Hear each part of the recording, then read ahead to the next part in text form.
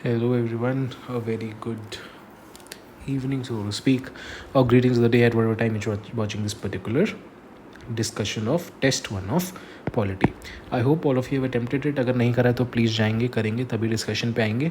We be keeping it primarily mad oriented. बाकी of course जो knowledge expansion का phase है, we are into the phase 1 as we talk. Phase 1 is primarily about knowledge expansion, है ना. तभी for one subject, for one particular subject, you have 9 tests, non testing subject के लिए, which is approximately 450 to 500 questions per subject. तो यहाँ पे हम सिर्फ मैड तो डेवलप नहीं कर रहे हैं, नॉलेज एक्सपेंशन की तरफ भी मूव करने की कोशिश कर रहे हैं. तो इसको भी will keep this in mind that we are also looking forward to knowledge expansion, and thereafter we will start noting down whatever new we learn as far as content is concerned into the test learning sheet. जैसे कि हम orientation में discuss कर चुके हैं. अगर आपने नहीं देखा तो प्लीज़ देखेंगे. टेस्ट लर्निंग शीट में जो भी नई चीज़ें, 2 चीज़ें नोट डाउन करेंगे. Whatever is new that we have learned as a content, and whatever we think नया भी नहीं था but we were not able to remember, या फिर मतलब टेस्ट में तो रिकॉल कर ही नहीं पाए और आगे भी याद नहीं रह पाएगा. So 2 things, first whatever is new, and second whatever we will not be able to remember. इन दोनों चीज़ों को आप ऐड करेंगे टेस्ट लर्निंग शीट में, और एक 1 पेजर नोट्स बनाएंगे इन 50 क्वेश्चंस के. ठीक है, डन. बाकी नंबर वगैरह आई होप अच्छे आए होंगे. The test was not that difficult. This was test 1. We've kept it on the easier side, and let's see the magic of mad happen. We'll start with question number 1. Consider the following statements regarding the evolution of women electorate in India. पहला statement बोलता है the government of India act 1919 extended the voting rights to both men and women on a restricted basis. 2 चीज़ें, government of India act 1919 है, कोई भी government of India act हो सकता है, 1935 हो सकता है, चेंज हो सकता है. तो अगर मैड वाइज देखेंगे तो क्योंकि एक सिंगुलर फैक्ट की तरफ ज़्यादा टिल्ट होने की कोशिश कर रहा है, तो वील कंसिडर कि हाँ हो सकता है थोड़ा सा डाउटफुल हो, है ना. ठीक है, तो 1919 की जगह कुछ भी हो सकता है. पहला question mark. Second question mark आएगा कि बोथ मेन एंड वुमेन, दोनों मेन एंड वुमेन पे ही कर दिया था. क्या पता सिर्फ मेन पे किया हो, क्या पता सिर्फ वुमेन पे किया हो, है ना. That becomes a big question mark here. So the correct answer ये तो नहीं हो पाएगा, क्योंकि कुछ भी हो सकता है मैड वाइज. बाकी knowledge wise you know that the government of India act 1935 was the one that did this, right. Restricted basis पे होता था. Universal franchise under article 326 came in a lot later. Second statement, under colonial rule, women's voting rights in India were limited and largely dependent on the property or social status of their husbands. ये statement बिल्कुल सही है. Mad wise देखेंगे तो क्या, एक बहुत बड़ा मैड मनूवर होता है. मैंने आपको पहला मैड मनूवर यहाँ पे बताया, क्या फैक्ट, है ना. अगर कोई भी सिंगुलर फैक्ट देखने की कोशिश करिए तो it raises a eyebrows. It might be incorrect. Why? क्योंकि प्रोबेबिलिटी वाइज भी देखा जाना चाहिए. मैं आपको दिखाता हूँ, एक second. Add page, add page. ठीक है, तो सबसे पहला मैंने आपको स्टेटमेंट बताया फैक्ट, है ना. तो एक मैड मनूवर है कि जहाँ पर भी फैक्ट होगा, अब वो फैक्ट कैसे डिसाइड होगा, प्रोबेबिलिटी वाइज. यहाँ पे मेंशन है गवर्नमेंट ऑफ इंडिया एक्ट 1919. अब प्रोबेबिलिटी क्या कहती है, 1935 भी हो सकता है, 1947 का इंडियन इंडिपेंडेंस एक्ट भी हो सकता है, काउंसिल्स एक्ट 3 आए थे, 61, 92, 1909, वो हो सकते हैं, मॉर्लिमेंटो रिफॉर्म्स, मॉन्टेक चिल्मर्स रिफॉर्म. उससे पहले क्या कहता, रेगुलेटिंग एक्ट था, पिट्स इंडिया एक्ट था, बहुत सारे एक्ट्स हैं, है ना. गुड गवर्नेंस एक्ट ऑफ 1858 भी था. So lot of act. So probability wise अब हम देखेंगे तो 1 आउट ऑफ दीज मैनी बन जाता है. तो probability becomes very low. That is why this will be, मतलब दिस इज़ अ पॉसिबिलिटी कि ये चेंज हो रहा हो, है ना. तो एक तो ये सबसे पहला फैक्ट बेस्ड. दूसरा मनूवर क्या देखेंगे हम इसमें, मैंने आपको क्या बताया, हाँ, दूसरा बहुत ही इंपॉर्टेंट एक मैड मनूवर है कि यूजुअली यूपीएससी जब भी ब्रिटिशर्स की बात करता है उनको नेगेटिव लाइट में दिखाता है, और इंडियंस या फ्रीडम फाइटर्स की बात करता है. If you talk about Indians और freedom fighters in UPSC question, वो यूजुअली पॉजिटिव की साइड दिखाता है. ठीक है, this is a very very important mad manoeuvre as well. British are usually put on the negative side, and Indians और freedom fighters are put usually on the positive side. With that, keeping that in mind, let's look at statement 2. Under colonial rule, women's voting rights in India were limited. Women एक बहुत ही अच्छा वो है, vulnerable section है. कभी भी vulnerable section की अच्छाई देखी जाती है यूपीएससी की स्टेटमेंट में. बट यहाँ पे उसने बोला कि कॉलोनियल रूल के तहत, under colonial rule, which means during the time of British और by Britishers, the rights of women were limited. That is why this statement becomes absolutely correct. Why? Because it is portraying Britishers in a negative light. And this is a mad manoeuvres की Britishers को negative light में दिखाया जाता है. तो ठीक है, mad wise ये होगा. Under colonial rule, women's voting rights in India limited and largely depend on the property of social status of the husbands. एक चीज़ और इसमें याद रखेंगे कि ये not only husbands but social standing of fathers भी देखा जाता था. अगर अनमैरिड वुमेन है तो उनके फादर्स पे, अगर मैरिड वुमेन है तो उनके हस्बैंड्स पे. तो ये एक बहुत ही नेगेटिव चीज़ थी, बट ब्रिटिशर्स की नेगेटिव चीज़ को ही दिखाया जाता है. Right. So answer becomes option B, two only where one is wrong because of law of probability and as per fact 1935 act है वो. और स्टेटमेंट टू बिकम्स राइट क्योंकि ब्रिटिशर्स को नेगेटिव लाइट में दिखाया गया है. ठीक है. दूसरा इसमें एक और फैक्ट याद कर सकते हो आप कि ये बात हो रही है विमेन का लिमिटेड था, तो आज की डेट में नहीं है. तो यूनिवर्सल एडल्ट फ्रेंचाइज के तहत all man and women have equal voting rights. This is a part of article 326 which came into enforce as far as whenever the constitution came into play. ठीक है. तो article 326 हमारी independent constitution से ही है. Universal adult franchise, universal मतलब सबके लिए, adult मतलब अबव 18, फ्रेंचाइजी मतलब right to vote. I hope इसमें कोई इशू नहीं होगा. Done. So the answer to question number 1 becomes option B, 2 only. Let's move on to question number 2 now. With reference to the Indian Councils Act, consider the following statements. ठीक है जी. The Indian Councils Act of 1892 initiated limited representative elements through indirect elections and budget discussions. If we have watched the last class discussion of the first polity lecture discussion that we took, अगर आपने पहला lecture देखा तो उसमें ये discuss किया गया था कि भाई कैसे 1892 में तो लिमिटेड इनडायरेक्ट इलेक्शंस का कॉन्सेप्ट इंट्रोड्यूस हुआ था. लिमिटेड इनडायरेक्ट इलेक्शंस का कॉन्सेप्ट इंट्रोड्यूस हुआ था, बट मैंने बताया था that the word election was not used. So this statement becomes absolutely correct. The Indian Councils Act of 1909 expanded representation and legalized common electorates. Yes. So, हमने देखा है कि यहाँ पे separate electorate for Muslims दे दिया गया था. इसको मॉर्ले मिंटो रिफॉर्म्स बोलते हैं. All of this is fact based. हमने पढ़ा भी हुआ है. And the answer to this becomes C. इसमें ज़्यादा कुछ मैट वगैरह नहीं लगाना है. ये तो बहुत ही सिंपल, मैंने कल के लेक्चर में ही कवर कर दिया था, है ना. And I personally did not see the paper. मैंने अभी सॉल्व किया ही है. I am recording this around 1 AM in the night. I have solved this around 10:30. ठीक है. तो 10:30 इन द नाइट, तो मैंने नहीं देखा था, तो हमने लेक्चर में कवर किया था. तो बहुत ही बेसिक से चीज़ है, तो अज्यूम कर रहा हूँ कि ये सबको पहले से ही पता होना चाहिए था. Right. So the answer to question number 2 becomes option C, both 1 and 2. Let's move on to question number 3 with respect to the Government of India Act 1919, one of the most important Government of India Acts. Consider the following statements. It marked the beginning of responsible government in India as dictated by the British government in 1917. बिल्कुल सही. मतलब responsible government की बातें यहाँ पे start हो गई थी. आपको पता है 1858 से ही, because of the revolt of 1857 we came out the government of India act 1858, यहाँ से ही रिस्पॉन्सिबल गवर्नमेंट की बातें शुरू हो गई थी. बट ठीक है, मार्क्ड द बिगिनिंग, अब ये बहुत ही सब्जेक्टिव चीज़ है ना. अब वो बोल रहा है क्योंकि ब्रिटिश ने 1917 में डिक्लेयर किया, तो यहाँ पे ऑफकोर्स 1919 में बिगिनिंग भी आप मान सकते हो, because it is very subjective. So will consider this as correct here. Right. ठीक है. Let's look at statement 2. अगर इसमें फिर भी डाउट हो तो भी क्वेश्चन मार्क डाल लो, बट इन ऑन लाइकलीहुड मैट सतह सही होना चाहिए, क्योंकि आप इसको डिसप्रूव नहीं कर सकते. एक मैट मनूवर क्या होता है? 1 मैट मनूवर इज डिसप्रूव कैसे करना है. तो anything which is hard to disprove, अगर किसी चीज़ को ये बताना, डिसप्रूव मतलब गलत साबित करना, अगर वो हार्ड है तो वो स्टेटमेंट सही ही होता है. क्या मतलब है? यहाँ पे देखो, अरे हाँ, यहाँ पे देखो क्या बात कर रहे थे. It mark the beginning of responsible government. आप क्या ये बोल सकते हो government of India 1919 did not mark the beginning? क्या आप इसको डिसप्रूव कर सकते हो? क्या आप मुझे इस चीज़ का प्रूफ दे सकते हो कि ये रिस्पॉन्सिबल गवर्नमेंट की बिगिनिंग नहीं थी? Can you prove it to me that this was not the beginning of responsible government? No, right. Because the statement is hard to disprove, you will consider the statement as correct. Okay, let's look at question statement 2. The act introduced a diarchy in the provinces, making ministers responsible to the legislature for both transferred as well as reserved subject. We know that Government of India Act 1919 did introduce diarchy in the provinces. Provincial diarchy यहाँ पे introduce हो गई थी. 1935 में provincial diarchy को abolish करके diarchy at the center आ गया था. But आगे पढ़ते हैं. Making ministers responsible to the legislature for both transferred and reserve subjects. अब जहाँ पे भी एक मैट मनूवर कंजंक्शंस ऐड होने हो जाए या फिर एक्स्ट्रापोलेट कर दिया जाए स्टेटमेंट को, या फिर कुछ भी एडिशंस हों स्टेटमेंट में, आई will repeat it in English. If in a statement you add any conjunction, you extrapolate that particular statement by making it long, or you add something in the statement to make it long, there are high chances that the statement is incorrect. बहुत ज़्यादा chance है कि वो statement गलत है. यहाँ पे कैसे देखेंगे? Have a look here.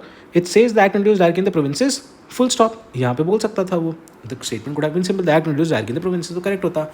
Comma लगाया, making ministers responsible to the legislature for both transferred and reserved subjects. It could also have been the introduced hierarchy in the provinces, making ministers responsible to the legislature, full stop. But नहीं, उसको और बड़ा किया गया.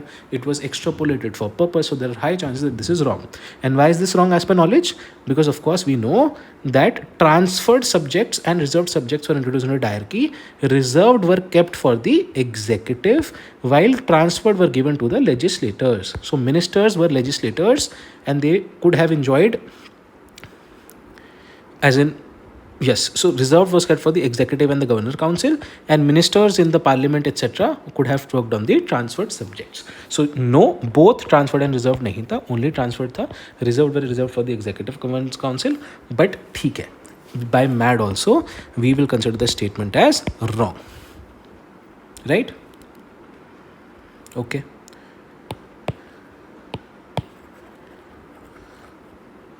So first statement becomes correct, second statement becomes wrong. Let's look at the third statement. It introduced bicameralism and direct elections as the principle for the first time. This is what? Bicameralism. 1919 की बात हो रही है. 1919 में dyarchy तो provinces में introduce हुई थी, बट बाइकैमरलिज्म कहाँ पे हुई थी? सेंटर पे,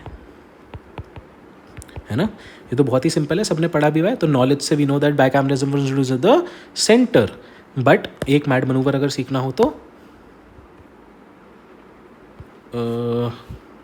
okay, one MAD manoeuvre says that easily interchangeable facts. क्या है ये? ऐसे फैक्ट्स जो बहुत आसानी से चेंज हो जाएं, उनके चांसेस होते हैं गलत होने के. फॉर एग्जाम्पल, बहुत बड़ी स्टेटमेंट है, the temple is here here here located in east side of river something, Kaveri, east. अब इस ईस्ट को वेस्ट करना बहुत आसान था, हो सकता है वेस्ट था, उसको आपने ईस्ट कर दिया. These are easily interchangeable facts. Why am explaining you here? Because in this question you can see that introduce bicameralism direct elections the province for the first time. अब इस प्रोविंस की जगह क्या हो सकता था? सेंटर हो सकता था, है ना. So this is one of the easily interchangeable facts. So by knowledge we know that it was not provinces but the centre, and by MAD you can extend that this is an easily interchangeable fact. So third statement also becomes wrong. Let's look at the fourth one. It extended common representation to include Sikhs, Indian Christians, Anglo-Indians and Europeans. This is absolutely correct. This is something that we've studied a lot of times. 1919 में ये हुआ था, 1935 में women, labor class, ये सब add हो गए थे, depressed classes, labor classes, all of that. And 1909 में we had the reserved electorate for Muslims, right? So 1996 Indian Christians, Anglo-Indians and Europeans. So this statement becomes correct. First and fourth are correct, second and third are wrong. The answer becomes only 2.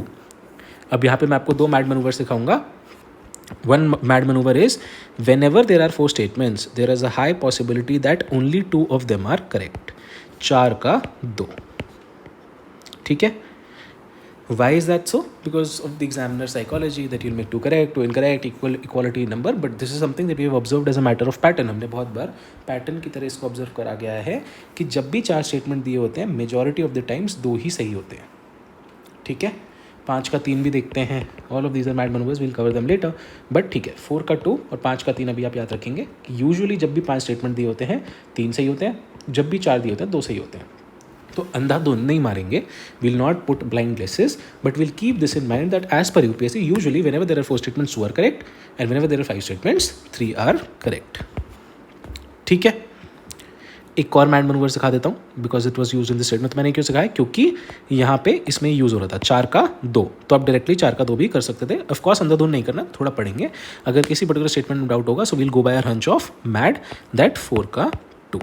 Okay, anyway, another mad manoeuvre, maneuver 8. A very very important mad maneuver is multiple facts. अच्छा, अब इसमें ना थोड़ा सा बहुत ही grey area है, तो ध्यान देंगे. किसी भी सेम जॉनरा के अगर बहुत सारे कॉमा लगा दिए हैं so that becomes multiple facts. That usually is correct. For example, यहाँ पे आपने क्या देखा? एक कम्युनिटी की बात हो रही थी, तो मल्टीपल कम्युनिटीज़ दिखाई गई. सिक्स दिखाए गए, इंडियन क्रिश्चियंस दिखाए गए, एंग्लो इंडियंस दिखाए गए, यूरोपियंस दिखाए गए. तो ये यूजुअली करेक्ट होता है. बट अब जैसे हाँ, तो मैनी फैक्ट्स और मल्टीपल फैक्ट्स, ठीक है। मैनी फैक्ट्स यूजुअली गलत होते हैं। मैनी फैक्ट्स क्या होते हैं? अलग अलग जॉनर के फैक्ट्स मैंने उसमें डाल दिए, ठीक है, उनके गलत होने के चांसेस ज़्यादा होते हैं। अब मैं थोड़ा मल्टीपल फैक्ट्स एक्सप्लेन करता हूँ। सेम जॉनरा मतलब सेम ही एरिया पे चीज़ें, तो जैसे अभी हमने यहाँ पे कम्युनिटीज़ देखी, तो बहुत सारी कम्युनिटीज़ देखी थी तो सही हो गई। अब मान लो एक बार पीवाईक्यू में आप देखोगे कि वायरस, बैक्टीरिया एट्सेट्रा, तो ये क्या होगा? सेम जॉनर की चीज़ें होंगी, तो ये भी सही होगा। एक पीवाईक्यू में आप देखोगे आया हुआ था याहू, जीमेल, मतलब मैं एग्जांपल दे रहा हूँ, मेरे को एग्जैक्टली याद नहीं, याहू था कुछ और था, मान लो कि मोजिला एट्सेट्रा। तो अब ये क्या है? सेम जॉनरा की चीज़ें हैं। जॉनरा क्या है यहाँ पे? ईमेल्स, है ना। ये ईमेल डोमेन्स हैं। Yahoo is a email domain, Gmail is a email domain, Mozilla is a email domain, is an email domain. All of these are multiple facts of the same genre. As per UPSC, these are usually correct, but many facts in UPSC are usually incorrect. For example, let's say Kenya, you'll find it in PYQs. I'm just taking an example from PYQ, exact data याद नहीं है, is located northeast to Zimbabwe. I'm just giving you an example, okay? And is 31 kilometres long. अब इसमें क्या हुआ?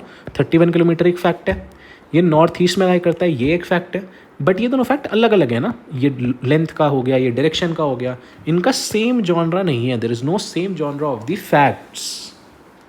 सो ladies and gentleman, in UPSC PYQs or in UPSC in general, you'll see that many facts are wrong, but multiple facts, what do we mean by multiple facts? Facts belong to the same genre are usually correct. ठीक है, ये बहुत ही important दो mad manoeuvres हैं, इनको हम ध्यान में रखेंगे. देयरफॉर वो मैड मनूवर आप यहाँ पे भी लगा सकते थे कि सेम जॉनरा की मल्टीपल चीज़ें थी, तो वो यूजुअली करेक्ट की जाती हैं. एक और एग्जांपल याद आ रहा है मेरे को इसका, जैसे सेम जॉनर वाले का, क्योंकि कन्फ्यूजन बहुत होता है तो बताता हूँ. जैसे आपने देखा होगा एक PYQ था ओलंपिक्स वाला, स्पोर्ट्स वाला, ठीक है, कि ओलंपिक्स में ये स्पोर्ट्स थे जो अभी अभी ऐड करे गए हैं पहली बार. उसमें parasailing, mountain climbing, mountaineering, कुछ भी एट्सेट्रा एट्सेट्रा, 6-7 थे. अब क्योंकि ये सेम जॉनरा के मल्टीपल स्पोर्ट्स हैं, so this becomes a multiple fact and not a many fact. So many multiple facts become correct while many facts become wrong. I hope I have cleared and made sense to you. ठीक है, with this हमें दिखता है कि third question में हमने बहुत सारे मैड मनूवर सीखे. क्या क्या सीखे? एक मल्टीपल फैक्ट्स, एक मेनी फैक्ट्स, एक ईजिली इंटरचेंजेबल फैक्ट, एक देखा हमने 4 का 2 और एक 5 का 3. Done, perfect. अच्छा नहीं, ये भी देखा था, एक्स्ट्रापोलेटरी वाला भी देखा था इसी में, कंजंक्शन एक्स्ट्रापोलेटरी स्टेटमेंट्स वाला. Very good. Let's move ahead and take up question 4. अच्छा, थोड़ी सी लेंथ ऑफ लेक्चर्स स्टार्टिंग में ज़्यादा हो सकती है. क्यों? क्योंकि मेरे को मैड मनूवर्स इंट्रोड्यूस करने हैं. अगले लेक्चर में, अगले क्वेश्चन में जब ये सेम मैड मनूवर यूज़ होगा, मैं सीधा वो टाइटल दूंगा, इजीली इंटरचेंजेबल फैक्ट के चलते गलत है, तब तो मैं 5 मिनट नहीं लूँगा ना एक्सप्लेनेशन के लिए. So please bear with me for the first few lectures, and then once we are set with the MAD manoeuvres, you will be more than happy to, I'll be more than happy to be at pace. Done. So question 3 answer becomes B. Let's move on to question number 4 now.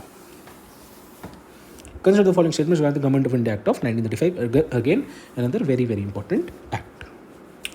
It introduced provincial autonomy by abolishing diarchy and made provincial ministers responsible to legislatures.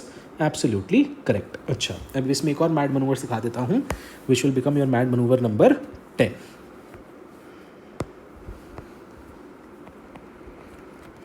UPSC में अगर 2 statements हैं जो and से जोड़ी गई हैं, if there are 2 independent statements and they have been joined by a conjunction known as and if you know that one is correct, then UPSC does not do कि ये करेक्ट होगा और ये इनकरेक्ट होगा. ठीक है, अगर 2 इंडिपेंडेंट स्टेटमेंट्स हैं, I repeat, if there exist 2 independent statements and they are joined by a conjunction called as and, then if you know that one is correct, assume that the second is also correct. UPSC does not do this tomfoolery of state PCSs. जैसे state PCSs में बेवकूफ़ बनाया जाता है कि एक सही दूसरा गलत कर देंगे, बट यूपीएससी ऐसा नहीं करता. वो अगर एक सही है तो दूसरा सही कर ही देता है, और बाकी अगर आपको पता ही है कि ये गलत है तो ऑटोमेटिकली वो पूरा स्टेटमेंट ही गलत हो गया, तो आपको दूसरे देखने की जरूरत नहीं है. तो अगर दोनों स्टेटमेंट में से आपको कोई भी गलत मिलती है, जो एक ही स्टेटमेंट में 2 स्टेटमेंट्स को कंबाइन किया गया है, उसमें से एक भी गलत मिलती है, तो of course the statement is wrong. If in the 2 statements you find that any one statement was wrong, if in a singular statement there are 2 statements that are attached by the conjunction and one part of that statement is wrong, then of course the entire statement becomes wrong. But if you know that only one part of the statement is correct and you're not too sure about the second part, consider that second part is also correct. or if you know that this second part is correct then also assume that this first part is correct. अगर आपको लगता है कि second part सही था तो first part को भी सही मान लो. This is another very important mad manoeuvre. जैसे फॉर एग्जाम्पल एक बार यूपीएससी में आया था सिद्धास हिस्ट्री में आया था, सिद्धास वर मोनोथीस्टिक एंड समथिंग आइडलेटरी या कुछ पता नहीं कुछ तो था, है ना. तो अगर आपको पता था कि सिद्धास मोनोथीस्टिक हैं तो आप सही कर लो आइडलेटरी को भी, even if you do not know idolatry. या फिर अगर आपको पता था कि सिद्धास आइडलेटरी हैं तो आप सही कर लो मोनोथीस्टिक को भी, even if you do not no monotheistic. I hope I have made sense. Okay, तो अब इसी लॉजिक से इस क्वेश्चन को देखते हैं. जैसे हमने कल ही पढ़ा था अपने लेक्चर में कि गवर्नमेंट ऑफ 1935 में प्रोविंशियल ऑटोनॉमी इंट्रोड्यूस हुई थी, अबॉलिश कर दी थी डायरकी को. अब मान लो मुझे नहीं पता made provincial ministers responsible of the legislature, ये मुझे नहीं पता. बट अगर मुझे ये पता और मुझे दिख रहा है कि दो स्टेटमेंट इंडिपेंडेंटली जॉइंड है. कैसे? पहला स्टेटमेंट है it introduce provincial autonomy by abolishing dyarchy and the second statement is government of India act 1935 made provincial ministers responsible to their legislatures. If we know this, then of course, because we know the first part of the statement is absolutely correct, we'll assume that second is also correct by mad maneuver. Okay, by that logic, the first statement becomes absolutely correct. Second, it proposed the establishment of all India Federation, including provinces only. Another mad maneuver. Mad maneuver number 11. Wherever you find extreme words which are limiting something, you raise eyebrows. Okay, जहाँ पे भी आपको extreme words दिखें जो किसी चीज़ को limit कर रहे हैं, कोशिश बाधित करने की कोशिश कर रहे हैं, वहाँ पे आप ये नहीं मानोगे गलत है, आप अपना सावधान हो जाओगे. ओके, क्यों नहीं मानोगे गलत है? क्योंकि अ lot of people now know that only is wrong because it's an extreme word. What UPSC has started to do, that they are also now taking exceptions and using only and then making them correct. So I'm not saying that you will blindly mark extreme words as wrong, but you will raise eyebrows. आप सावधान हो जाओगे, सतर्क हो जाओगे. ठीक है, क्योंकि यूपीएससी को पता चल गया कि आजकल ओनली वगैरह देखकर बच्चे काट देते हैं. तो अब आगे बढ़ते हैं, इसको बढ़ते हैं. It propose the establishment all India federation including provinces only. अब ऑल इंडिया फेडरेशन क्या होगी भाई? ऑफ कोर्स प्रोविंसेस, हमको अपनी नॉलेज से भी पता है, प्लस प्रिंसली स्टेट्स, है ना. तो ओनली का तो यहाँ पे कोई लॉजिक ही नहीं बैठा, तो ये गलत हो गया. Third, it introduced diarchy at the centre though this provision never came into operation. ये बिल्कुल सही है. वी नो की प्रोविंशियल डायरकी को एबॉलिश कर दिया था और डायरकी को सेंटर लेवल पे इंट्रोड्यूस कर दिया गया था.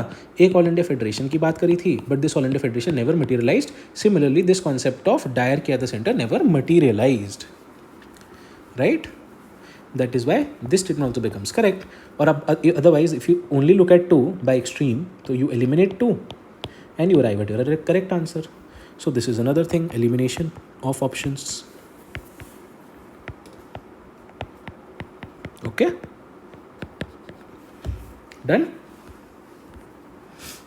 ठीक है, ध्यान रखेंगे इन सब चीज़ों का. we'll be very very careful about such things. Let's move on to the next question, which is question number 5. With reference to the Indian National Congress during the pre-independence era, consider the following statements. ठीक है जी. INC contested the provincial elections of 1937 after internal debates between its left and right wings. ठीक है, यहाँ पे it's I understand it's core factual, but this statement is correct.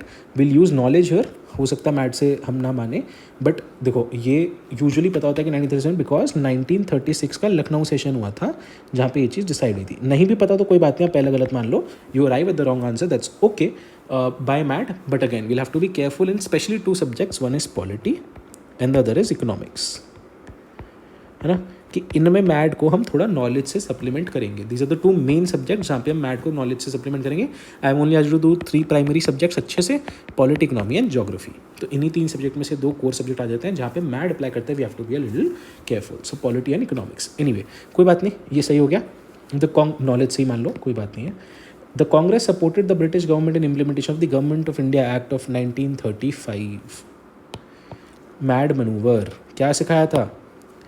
Britishers को negative दिखाया जाता है, इंडियंस या फ्रीडम फाइटर्स को पॉजिटिव दिखाया जाता है. Can Congress support the British here? British will do something negative, Congress or at that time freedom fighters will do something positive. Anything Indian will do something positive, while the British will do negative. Then how will they work together? So by logic of that positive negative of British and Indian, yeah, Indians positive and British negative respectively, then this becomes wrong. And once you eliminate second statement, only left with two statements. Okay. Third statement says the INC election manifesto of 1936 included promises of social reforms, such as removal of untouchability, women's equality, and protection for industrial workers. Even if you do not know this, here comes direct MAD usage. How? Let's look at 13th MAD maneuver, which is examiner psychology. I have also discussed this in the MAD maneuver 1 कि examiner by nature is lazy. क्योंकि examiner जो है, जो आपको question बना रहा है, वो भी एक इंसान है, वो अपनी फितरत से ही आलसी होता है. कैसे? अब हम इधर देखते हैं. मान लो कि आईएनसी के इलेक्शन मैनिफेस्टो ऑफ 1936 में ये चीज़ें नहीं थी. सबसे पहले तो ये मल्टी फैक्ट भी बन रहा है. कैसे? Untouchability, women's equality, protection of industrial workers, these are of the same genre. These are talking about social reforms of the same genre. तो ये multiple facts बन रहे हैं. अगर multiple facts बने तो सही बनेंगे. These are becoming multiple facts of the same genre, so this will be correct. First, second, I was talking about examiner psychology. That examiner by nature is lazy. How? कैसे आलसी है वो? आप देखो कि अगर मान लो कि आईएनसी के इलेक्शन मैनिफेस्टो में नहीं होता, let us assume that INC's election manifesto 1936 did not have all this, but would the examiner read a very very big manifesto? क्या एग्जामिनर जाके इतने सारे पेजेस ऑफ मैनिफेस्टो, जो एक मैनिफेस्टो में बहुत सारे पेजेस होंगे, वो जाकर पढ़ेगा और देखेगा कि इनमें ये सारी चीज़ें नहीं हैं? या फिर उसके लिए बहुत सिंपल है कि वो मैनिफेस्टो पे जाए, जो चीज़ें हैं उसको एक ही उसके इंडेक्स में मिल जाएंगी, उसको यहाँ पे लिख दे. Option 2 is easier for the examiner to do. He just wants to go to the manifesto. He'll just write whatever is written in the index and make it absolutely correct. Versus you ask the examiner to go to the many pages of manifesto, read everything and see that nowhere untouchability, nowhere equality of women and nowhere protection for industrial workers is mentioned. Of course, they'll do the first thing. That is why this statement becomes absolutely correct. Because A, this is hard to disprove. B, it is multiple facts.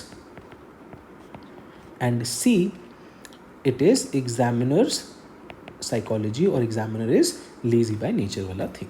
So third becomes absolutely correct, second becomes absolutely wrong by MAD, and first becomes correct. The answer becomes 1 and 3 only for question number 5. I hope I have made myself clear. As I was saying, I will take some time in the first couple of lectures आए, because I have to introduce a lot of MAD maneuvers to you. जैसे कि मैं कह रहा था, आपको पहले कुछ lectures में टाइम लग सकता है, क्योंकि मेरे को बहुत सारे maneuvers आप लोगों को इंट्रोड्यूस करने हैं, है ना. आगे चल के वो जल्दी हो जाएगा. Now comes the next question. This is a question हमने कल की लेक्चर की क्लास में ही डिस्कस कर लिया था. मैंने आपको याद करने का तरीका भी सिखाया था कि जो भी यूनियन वाली चीज़ें हैं वो किसने करी थी? जवाहरलाल नेहरू ने. तो union powers committee was Jawaharlal Nehru. Another mad manoeuvre, okay, be careful, interchange in match the column.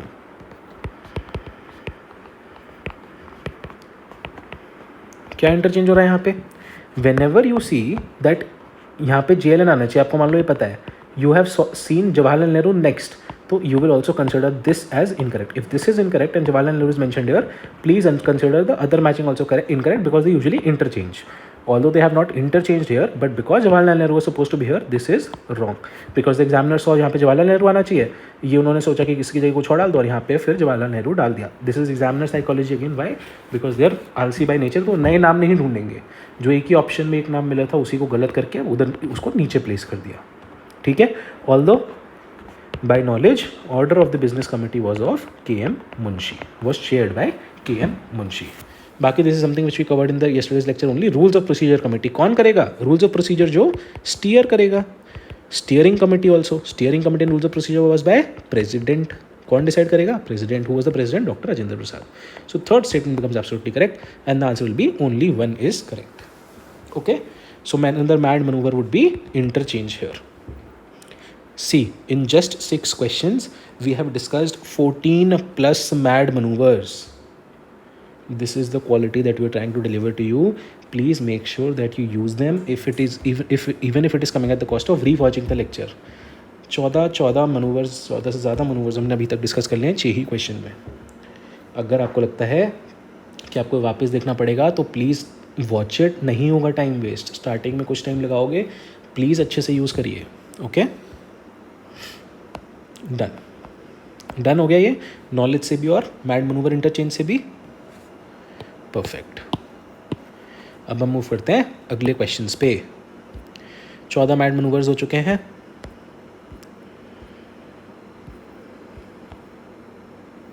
The next question that we are taking up is question number 7. Which of the following were the challenges faced by the Indian Constituent Assembly? अब हमेशा challenges है, Indian चीज़ की बात हो रही है. Indian Constituent Assembly is indigenous, something Indian. Challenges mean something negative. So anything which will be negative for India in its direct sense would be something negative, है ना. पहला देख लेते हैं. Its members were directly elected by universal adult suffrage. एक election by universal adult suffrage, is that a positive thing or a negative thing? Of course it is a positive thing. हम तो चाहते हैं कि इलेक्शन यूनिवर्सल एडल्ट सफरेज से ही हो. हमारी constitution में ही लिखा हुआ है आर्टिकल, जल्दी बताओ, 326 में. Very good. तो if constitution of India today talks about universal adult suffrage, it means that universal adult suffrage is something positive. Then how will it be a challenge और to something negative, right? So this becomes absolutely wrong by mad. Okay, another mad manoeuvre is positive negative. हालांकि हमें environment में usually सिखाते हैं, but I will also teach you here. Anything positive will only be mapped with anything positive, anything negative will only be mapped with anything negative. कोई भी चीज़ positive होगी तो उसके कॉरस्पॉन्डिंग सारी पॉजिटिव चीज़ें ही देखी जाएंगी, और कोई भी चीज़ नेगेटिव होगी तो उसके कॉरस्पॉन्डिंग सिर्फ नेगेटिव चीज़ें देखी जाएंगी. ठीक है, तो और एक और देख लो. चलो 16th, कॉन्स्टिट्यूशन ऑफ इंडिया में कोई अगर चीज़ मेंशन है तो it has to be positive, right? So anything Indian or anything that is a part of present Indian democracy, Indian constitution, Indian methodology, Indian parliamentary democracy, that will be considered as positive. Okay, okay. So these two are the manuals that are used here. So its members elected by universal adult suffrage becomes positive, versus we're talking about challenges negative in nature. So first statement becomes wrong. The moment you eliminate first statement, you arrive at the correct answer. Another mad maneuver now you will see, क्योंकि आपके पास सीधा answer आ गया और 4 option थे, तो 4 का 2 clearly लग रहा है ना. 4 स्टेटमेंट है, 1 2 3 4, आंसर में सिर्फ 2 ही स्टेटमेंट हैं, तो 4 का 2 भी लग रहा है. अब आगे के भी पढ़ लेते हैं. The drafting process was heavily influenced by the directives of the top leadership of the Congress party. Influenced, again hard to disprove, या फिर subjective words approach. Another mad manoeuvre is subjective words. Subjective words क्या होते हैं भाई? जिनको आप exactly नहीं बोल सकते, जैसे कि अफेक्ट, इन्फ्लुएंस, है ना. अब यहाँ पे क्या इन्फ्लुएंस क्या होता है? अगर किसी चीज़ का 0.0000001% भी फ़र्क है, if anything even impact has an impact of 0.00001%, then we will say that has an influence. Because influence is very subjective, it is not defined, it is not objective. And because, my dear friends, influence is very subjective, you will never be able to say कि कोई भी effect नहीं था drafting process का, directives का drafting process पे, है ना. Influence, if the word was that there were directives which were directly followed or replicated in the drafting process, तब हम सोच सकते थे कि गलत हो, then we could have thought that it is wrong. But to disprove influence becomes very very difficult, right? Even if the directives, मान लो directive दिया गया था, एक इंसान ने सोचा था, और वो वही इंसान जब असेंबली में बैठा था ड्राफ्ट कर रहा था, तब उसको वो डायरेक्टिव याद आ गया, या हाइंडसाइट में ही याद रहा. हो सकता है कि उसने डायरेक्टली याद करने की कोशिश ना करी हो, बट फिर भी क्योंकि उसने वो सुना था तो उस चीज़ से इन्फ्लुएंस होकर उधर ड्राफ्टिंग प्रोसेस में कुछ और कर दिया.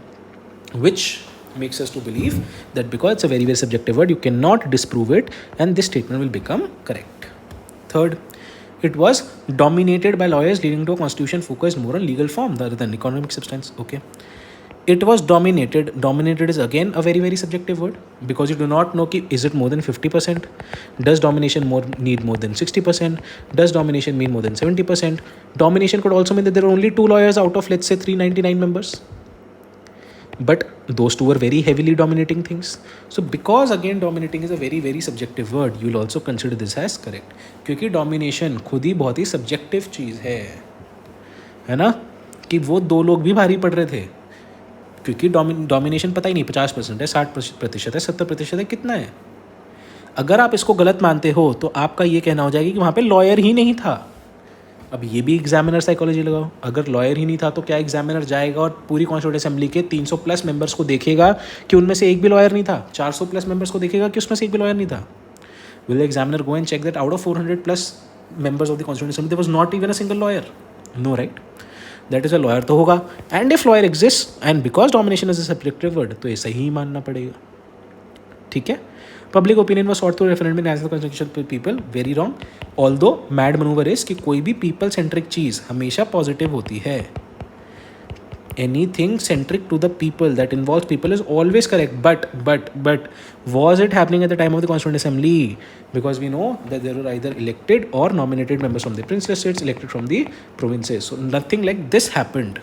Even today, when we were studying the forms of direct democracy, right? हमने direct democracy की forms पढ़ी थी.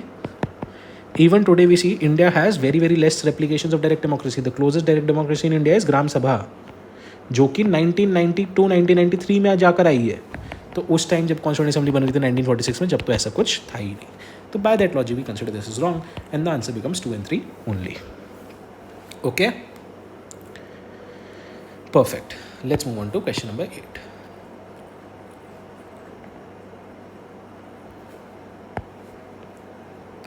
विच of the following best define secularism? Best defines secularism 3-4 चीज़ हमने पढ़ी ली थी। Concept of principled distance, active secularism. Principle distance किसने दिया था? राजीव भार्गवा ने। एक्टिव सेक्युलरिज्म याद है? Very good.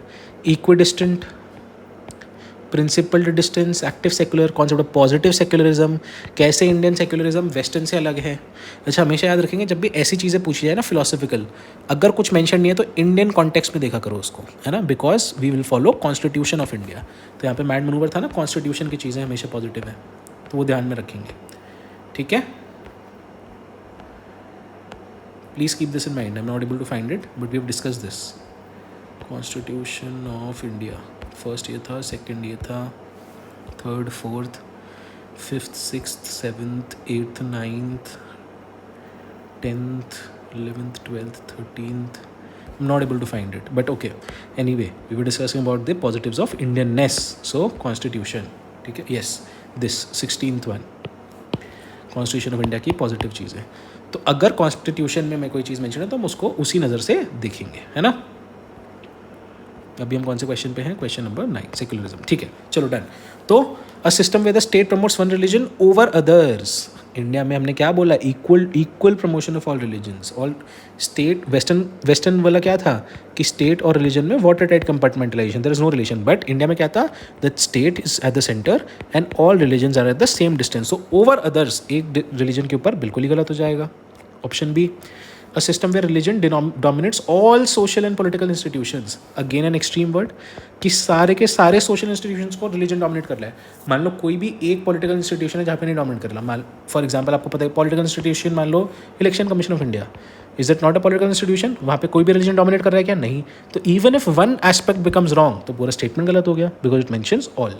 That is why extreme word वाला logic यहाँ पे लग जाएगा। C, a system where no religious community is given supremacy and all are treated equally. very positive statement कि किसी भी एक religion को supreme नहीं माना जाता, सबको equal ही ट्रीट किया जाता है। तो बिल्कुल सही। एक बार ऑप्शन डी भी पढ़ लेते हैं, ऐसा नहीं कि सही आंसर मिल गया तो क्वेश्चन नहीं पढ़ेंगे, क्या पता वो इवन बेटर हो। बेस्ट डिफाइंस पूछा गया है। A system where individuals must follow the religion of the majority. Majoritarianism, ये तो नेगेटिव चीज़ हो गई, हमेशा याद रखना। अनदर मैड मनूवर, अभी कौन सा नंबर चल रहा है मैं भूल ही जा रहा हूँ, 18th, चलो ठीक है, 19th मैड मनूवर कराता हूँ। ऑल वल्नरेबल सेक्शंस, क्या होते हैं भाई वल्नरेबल सेक्शंस? कोई भी माइनॉरिटी, रिलीजियस माइनॉरिटी मान लो, लिंग्विस्टिक माइनॉरिटी मान लो, विमेन मान लो, ओल्ड एज मान लो, schedule caste, schedule tribe, other backward classes, OBCs, EWS, दिव्यांगजन, all of these are vulnerable sections. So anything that you talk about a vulnerable section is always, if it's positive then it's always yes, because UPSC if it gives, अगर UPSC कभी भी vulnerable section पे कुछ दे रही है positive चीज़ तो हमेशा सही होगी। vulnerable sections की हमेशा पॉजिटिव चीज़ों की बात होती है, ठीक है। बट यहाँ पे तो मेजॉरिटेरियनिज्म है, तो मेजॉरिटेरियन आप सारे इंडिविजुअल्स मेजॉरिटी को फॉलो करेंगे? नहीं, माइनॉरिटी ओरिएंटेड होता तो सही होता, इसलिए ये भी गलत हो गया। आई होप ये मैड मनूवर सबको समझ में आया होगा. नहीं आया तो I repeat. Any vulnerable section such as minorities, women, old age, SC, ST, OBC, EWS, Divyangjan are always talked about in positive. So anything that you do for them in positive is always good. Here in this question we're talking about majority, so this will be wrong. Had there been minority, preference of minority, then you would have considered this as correct. So the answer to this question becomes option number C. Okay, perfect. Let's move on to question number 9. Consider the following case regarding the provision of the constitution. कौन सी कहाँ से उठाई गई है, जल्दी जल्दी कर लेते हैं. बहुत ही ईजी वाला मैड मनूवर इसमें लगा दो, 5 का 3 आंसर आ जाएगा. अब मैं जल्दी से बताता हूँ कैसे. हमने कल भी डिस्कस किया था. काउंसिल ऑफ मिनिस्टर्स किस चीज़ का पार्ट है, पार्लियामेंट्री सिस्टम का पार्ट है. कहाँ से उठाया भाई, यूके से. अगर ये यूके है और नीचे यूके आ रहा है तो by the logic of interchange mad manoeuvre, interchange mad maneuver. Mark this as wrong. Second also goes, but where was functions of vice president picked up from? It was picked up from the US. So this is a clear interchange. President, vice president from US, council of ministers from UK. Okay. Advisory from Supreme Court is Canada, trade and commerce is Australia, presidential elections is Ireland. एक और चीज़ याद कराई थी Ireland में. Very good. Nominations of members of Rajya Sabha. Nomination of Rajya Sabha members. So presidential election nomination is Ireland. Apart from that, DPSPs are also borrowed from here. Australia talks about trade and commerce and many other things. Canada talks about advisory of the Supreme Court and also center stronger than states, quasi-federal, office of governor, all of these. Right? Done? Let's move on to question number. इसमें कौन सी 2 matrix लगी, एक तो interchange वाली और एक 5 का 3. चलो question 10. What does the term constitutional morality primarily refer to? Constitutional morality. Morality से क्या याद आता है, एथिक्स वगैरह, वैल्यूज़. और कॉन्स्टिट्यूशन हमेशा पॉजिटिव लाइट में देखेंगे. तो आगे बढ़ते हैं. Upholding the core values and spirit of the constitution through a democratic and inclusive process. बिल्कुल सही. बेस्ट ऑप्शन ये लग रहा है अभी तक, क्योंकि हमने एक ही पढ़ा है. एक सबसे बड़ा मैड मनूवर सिखा देता हूँ आज. मतलब मैड मनूवर तो क्या ही है, मतलब you have to be a little careful in polity. If the answer is option A, please read all other options. UPSC usually has the habit to trap you in option A. First option of polity में trap करने की उसकी बहुत बुरी आदत है. बाकी option और बेटर जाती है और वो आंसर हो जाता है. हालांकि इस क्वेश्चन में हो रहा है नहीं हो रहा वो अलग बात है, but please remember this. Okay, चलो. What does the term constitutional morality primarily refer to? Upholding the core values and spirit of the constitution through a democratic inclusive process. Very very subjective. Nothing is wrong. बहुत ही subjective है. कुछ भी गलत आप prove नहीं कर सकते तो उसको सही मानेंगे. Moral duty of citizens to obey all laws enacted by the legislature even if they conflict with personal conscience. इंसान की पर्सनल कॉन्शियंस के अगेंस्ट कुछ जा रहा है बट लॉ है तो उसको ओबे ही करो सारे लॉज. प्लस इवन इफ कर दिया, कंजंक्शन ऐड कर दिया, स्टेटमेंट को एक्स्ट्रापोलेटरी बनाने की कोशिश करी तो ये बिल्कुल ही गलत हो जाएगा. इंसानियत के अगेंस्ट जा रहा है, personal consciousness going against the persons और individuals. Plus you are trying to extrapolate the statement. Statement को जबरदस्ती बनाने की कोशिश करी गई है, बढ़ाने की कोशिश करी गई है. So this becomes wrong. Judicial enforcement, singular thing, very specific, becomes wrong.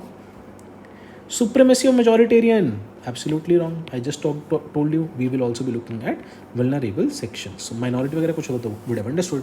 The best option becomes A and the answer becomes option A to the question number 10. Question number 11 में कुछ ज़्यादा है नहीं यार, बहुत ही फैक्चुअल सा है. जल्दी से देख लेते हैं. Consider the following statements. अच्छा यहाँ पे एक चीज़ आ जाती है, हमेशा याद करना इन टाइप के क्वेश्चंस में ऑप्शंस देखो. Have a look at the options in such type of questions. Both statement 2 and 3 are correct. Both of the explain statement. Both statement 2 and 3 are correct. Only one is correct. Explain statement 1. Neither 1 nor 2 nor 3 is correct. Which means that we do not even have to question statement 1. Statement 1 is correct because there is no option which talks about statement 1 being incorrect. All the options are assuming that statement 1 is correct in itself. So you will consider statement 1 as absolutely correct. In such questions, in PYQs also you will see कि ऐसे questions आएंगे तो सही माने जाएंगे. इस पर time waste नहीं करना. We will not be wasting time. The design of the national flag of India was adopted by the Constituent Assembly on 22nd July 1947. ठीक है. कब हुआ था नेशनल फ्लैग, कब हुआ था नेशनल एंथम, कब हुआ था नेशनल सॉन्ग, ये हम पढ़ लेंगे और याद कर लेंगे. Anyway, statement is correct. Now let's look at statement 2. The flag code of India 2002. अच्छा, यूपीएससी ये नहीं करता कि ईयर वगैरह गलत करते हैं. ठीक है, तो कोई भी एक्ट वगैरह है तो उसका ईयर सही ही होता है. स्टेट पीसीएस नहीं है. UPSC does not play around with years in the acts itself. It won't say that flag code of India was not there in 2002 इसलिए गलत हो गया है ना. It's a very sophisticated commission based examination, so you do not worry about all such things here. The flag code of India 2002 allows the public to freely raise and display the national flag on any day of the year. अब ये any extreme है, but ये अच्छी बात कर रहा है, positive बात कर रहा है, फ्लैग से रिलेटेड, इंडिया से रिलेटेड पॉजिटिव बात कर रहा है. Provided the flag is treated with due respect. यहाँ पे स्टेटमेंट को एक्स्ट्रापोलेटरी बनाने की कोशिश की, पर वो क्या एक्स्ट्रापोलेशन है, पॉजिटिव है. Provided the flag is treated with due respect and dignity. अगर आप फ्लैग को रिस्पेक्ट और डिग्निटी से कर रहे हो तो आप उस फ्लैग को कहीं पे भी डिस्प्ले कर सकते हो. ये फ्लैग कोड ऑफ इंडिया बोलता है कि एक सिटीजन ऐसा कर सकता है. तो बिल्कुल सही बात हो गई भाई, सब कुछ ही पॉजिटिव है. सिटीजन सेंट्रिसिटी की बात हो गई है. अच्छा, वो मैं वल्नरेबल के साथ साथ सिटीजन सेंट्रिसिटी भी सिखा देता हूँ. 21 सिटीजन और individual centricity. What is this mad maneuver? It says that whenever you're talking about the bottommost layer of people, or you're talking about people in general, or citizens, or you're talking about their empowerment, and something positive for people or their empowerment, then that statement is always correct as per MAD. ठीक है, तो यहाँ पे भी यही बात हो रही है भाई कि लोगों को हम बोलेंगे कि आप फ्लैग उठा सकते हो जब तक आप ड्यू रिस्पेक्ट और डिग्निटी दे रहे हो. तो सही हो गया. स्टेटमेंट 3 पढ़ते हैं. The flag can be flown at half mast. Flag को आप आधा कर दोगे. आपको पता है ना, जब किसी की भी डेथ होती है मॉर्निंग में तो आधा कर देते हैं. Mourning, MOURNING. किसी की भी दुखद में, दुख में. The flag can be flown at half mast on occasion of national mourning as declared by the government. And extrapolatory बनाने की कोशिश करी, बट क्या वो पॉजिटिव नेगेटिव मैच हो रहा है? And it should never be allowed to touch the ground और water under any circumstances. Absolutely positive. एक फ्लैग को कभी भी ग्राउंड या वाटर पे नहीं छूने देना चाहिए. नेवर एक एक्सट्रीम वर्ड है, बट क्या ये नेवर की वजह से हम गलत कर देंगे? देखो, पढ़ो, this is advanced mad. Okay, सिर्फ एक्सट्रीम वर्ड देखकर नहीं काटना है, उसका पर्पस देखो, इंटेंट देखो. नेवर इसलिए यूज़ करा है ताकि ये स्टेटमेंट को हम पॉजिटिव बना सकें कि भाई कभी भी नीचे नहीं छूने देना है, उसको छूने ही नहीं देना है. That's different. कभी भी बिल्कुल नेगेटिव, बिल्कुल एक्सट्रीम लग रहा है, बट कभी भी नहीं छूने देना है, मतलब नीचे नहीं गिरने देना है. तो पॉजिटिव चीज़ हुई ना यार. हमारे फ्लैग को, झंडे को आप नीचे नहीं गिरने दे रहे कभी भी, तो ये पॉजिटिव चीज़ हुई ना. It's not extreme. Please prioritise. I am saying that we are asking our flag to never be thrown on the ground. It's a positive thing. We will not look at never being negative here, है ना. This is advanced mad. Okay, so this against makes the statement positive. So statement 3 also becomes correct. Also here because लगाकर अगर आप देखोगे तो directly नहीं मिलेगा, but of course statement 3 तो there is no way that it's explain statement 1. Here statement 2 explain statement 1. Why? Because it was in the constituent assembly debates itself where they said that the executive can enact anything relating to flag code, right? So deriving by that logic the answer would become B. but ठीक है, अगर आपने no explanation भी माना था ना, both 2 and 3 are correct, only one explains. both 2 are correct and both explain, तो ये तो गलत ही हो गया. ओनली 1 इज करेक्ट, ये भी गलत हो गया. नाइदर इज करेक्ट, ये भी गलत हो गया. क्योंकि आपको पता था दोनों करेक्ट हैं और एक्सप्लेनेशन ज़्यादा मिल रही थी, तो आप बी ही मारते. तो बेस्ट ऑप्शन भी यहाँ पे बी ही आ रहा था. But if you would have thought that none of them explains, that's also fine. All of this are very subjective, dependent on examiner. That is you also see that UPSC comes out with varied answers every year, right? Answers which are contrary to the believes of majority of people. तो ठीक है, कोई बात नहीं है, but यहाँ पे best bet B ही बन रही थी. दोनों करेक्ट थे, दोनों एक्सप्लेन तो नहीं कर रहे थे, तो एक ही एक्सप्लेन कर रहा होगा ऑप्शंस के हिसाब से, right? So the answer becomes for question number 11 option B. We have discussed 21 maneuvers so far in the first test itself. Let's look at question number 12. With reference to the caste system in social developments in pre-independence India, जब India आज़ाद हुआ तो उससे पहले ही caste system और social developments, consider the following statements. The 1931 caste census was the last comprehensive enumeration of caste conducted in India before independence. लग सकता है कि एक्सट्रीम हो, इससे इसके बाद कुछ नहीं हुआ, फैक्ट लग सकता है, but ladies and gentleman, this is nothing but current affairs bias.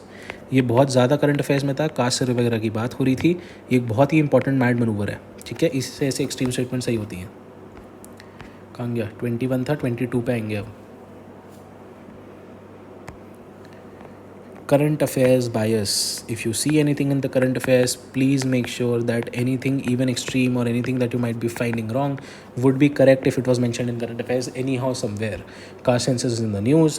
1931 caste census was the last comprehensive enumeration of caste conducted in India before independence. Absolutely correct. Second statement.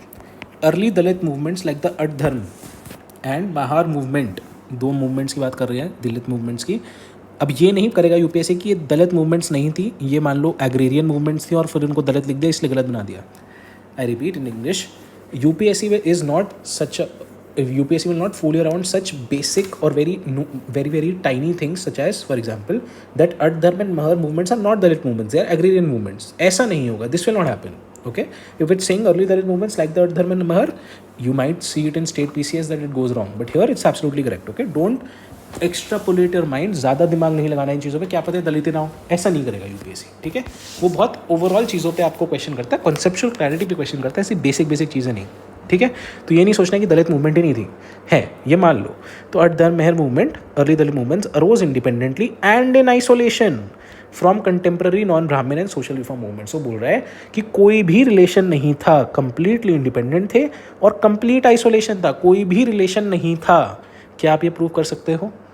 It is very hard to disprove, right? Sorry, hard to prove कि ये सही होगा. समझ में आ रहा है? ये बोलना कि कोई भी रिलेशन नहीं था, रिलेशन ही हो गया ना ये. अगर इंडिपेंडेंट है तो रिलेशन, और रिलेशन खुद ही बहुत सब्जेक्टिव वर्ड है. तो इवन इफ 0.00001% भी कोई एक दलित इंस्पायर्ड था किसी नॉन ब्राह्मण मूवमेंट से, तो वो सही होना चाहिए स्टेटमेंट क्यों इंस्पायर्ड था. तो ये बिल्कुल, ये वाला स्टेटमेंट फिर पर्टिकुलरली गलत हो जाएगा. I hope I have explained myself. I will repeat it in English. If you fight even a 0.0001% or even a single person of the At Dharm movement or the Mahar movement, either of the movements, even a single person out of thousands of people that were in all the movement, if they were, even a single person was inspired by any non-Brahmin movement, then this statement becomes wrong. So of course we'll consider this as wrong, because the examiner, again examiner psychology, will not go and check that there was not even a single person who was not inspired by non-Brahmin and social reform movement. So it is very difficult to prove this statement. So this statement becomes wrong, this statement becomes right because of current affairs bias, and the answer becomes one only. Okay, perfect. Let's move on to question number 13. How many of the above come under the transferred subjects. बहुत ही simple है यार, सबको पता है. Reserved subjects कौन से थे जो बहुत ही इंपॉर्टेंट होते थे ब्रिटिशर्स के लिए? Transferred reserve subjects those are very important for Britishers. Transferred the ones which could be easily transferred, not as important. For example education, health, local self-governance, agriculture, all of these are subjects which are not as important, right? So the answer would be only two here. Communications क्या है? Foreign affairs, communication, defense, finance, anything related to money, all of these will become important for Britishers, so they kept them as reserved, right? Anything which you think can be delegated, you do not have to remember the list, just remember the ethos of it. Anything that you think is not important would be given, anything that was important was kept. So communications were important, defense was important, international relations were important, foreign affairs were important, finance was important, so that was kept, so that was reserved. Education, health, local self-governance, agriculture, ये सब नीचे वाली चीज़ें were not given, they were transferred. Okay, we're talking about diarchy here, है ना? चलो, let's look at question number 14.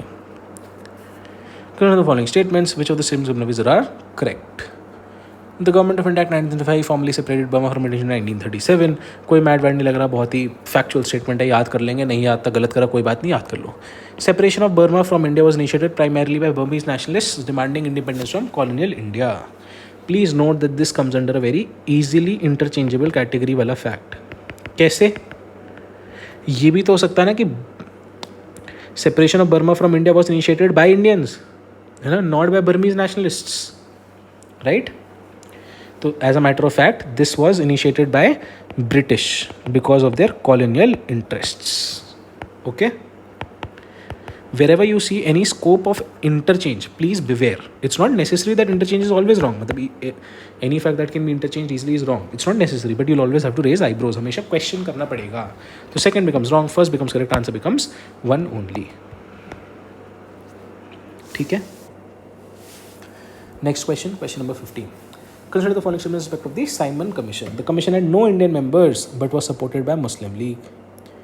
भाई एक भी इंडियन मेंबर नहीं था बट मुस्लिम लीग उसको सपोर्ट कर रही थी. 27 की बात हो रही है. आपको पता है that Muslim League started to become a sort of very assertive in its own demands for a separate nation after 1940s only. Before that around 1920s non cooperation movement वगैरह चल रहा था 1927, they were all together and for one nation which is India. Right, to say that the commission had no Indian members is something which is negative, but it was supported by Muslim League, which was something Indian at that point of time in the timeline that we're talking about, becomes all opposite. Right, so this becomes wrong. Second, plus एक यहाँ पे but लग रहा है, conjunction आ रहा है, तो आपको of course you have to always raise eyebrows. जहाँ पे भी कंजंक्शन लगे स्टेटमेंट के ऊपर, and whereas but, and तो मत मानो, but whereas if although therefore, you always have to raise eyebrows. तो ये गलत हो गया. It recommended the abolition of diarchy and the establishment of federation in both provinces. Yes, of course. This ये आपने कहाँ पे सुना हुआ है? Abolition of diarchy and establishment of federation 1935 में सुना है. And you know that 1935 was inspired by 1927 only timeline. So of course, most likely this will be correct. Answer will become 2 only. हमेशा timeline भी देखेंगे, ठीक है? Always focus on the timeline of events. If you think that in that particular timeline of the question जहाँ पे पूछा गया है उस टाइम पे वो सही हो रही हैं चीज़ें, consider them correct. Okay. Let's come to question number 60.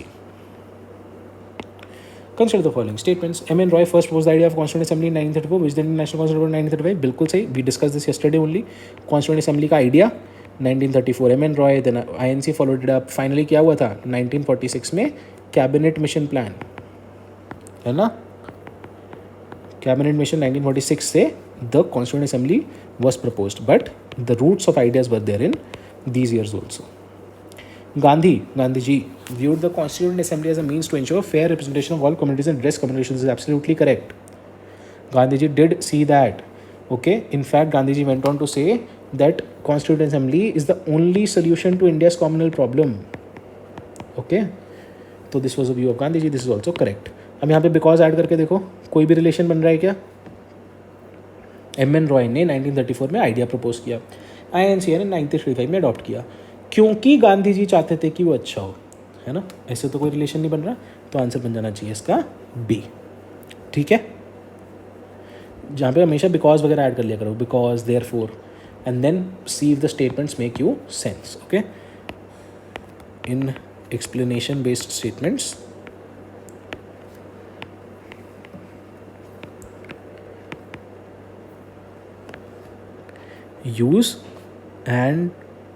use because और therefore.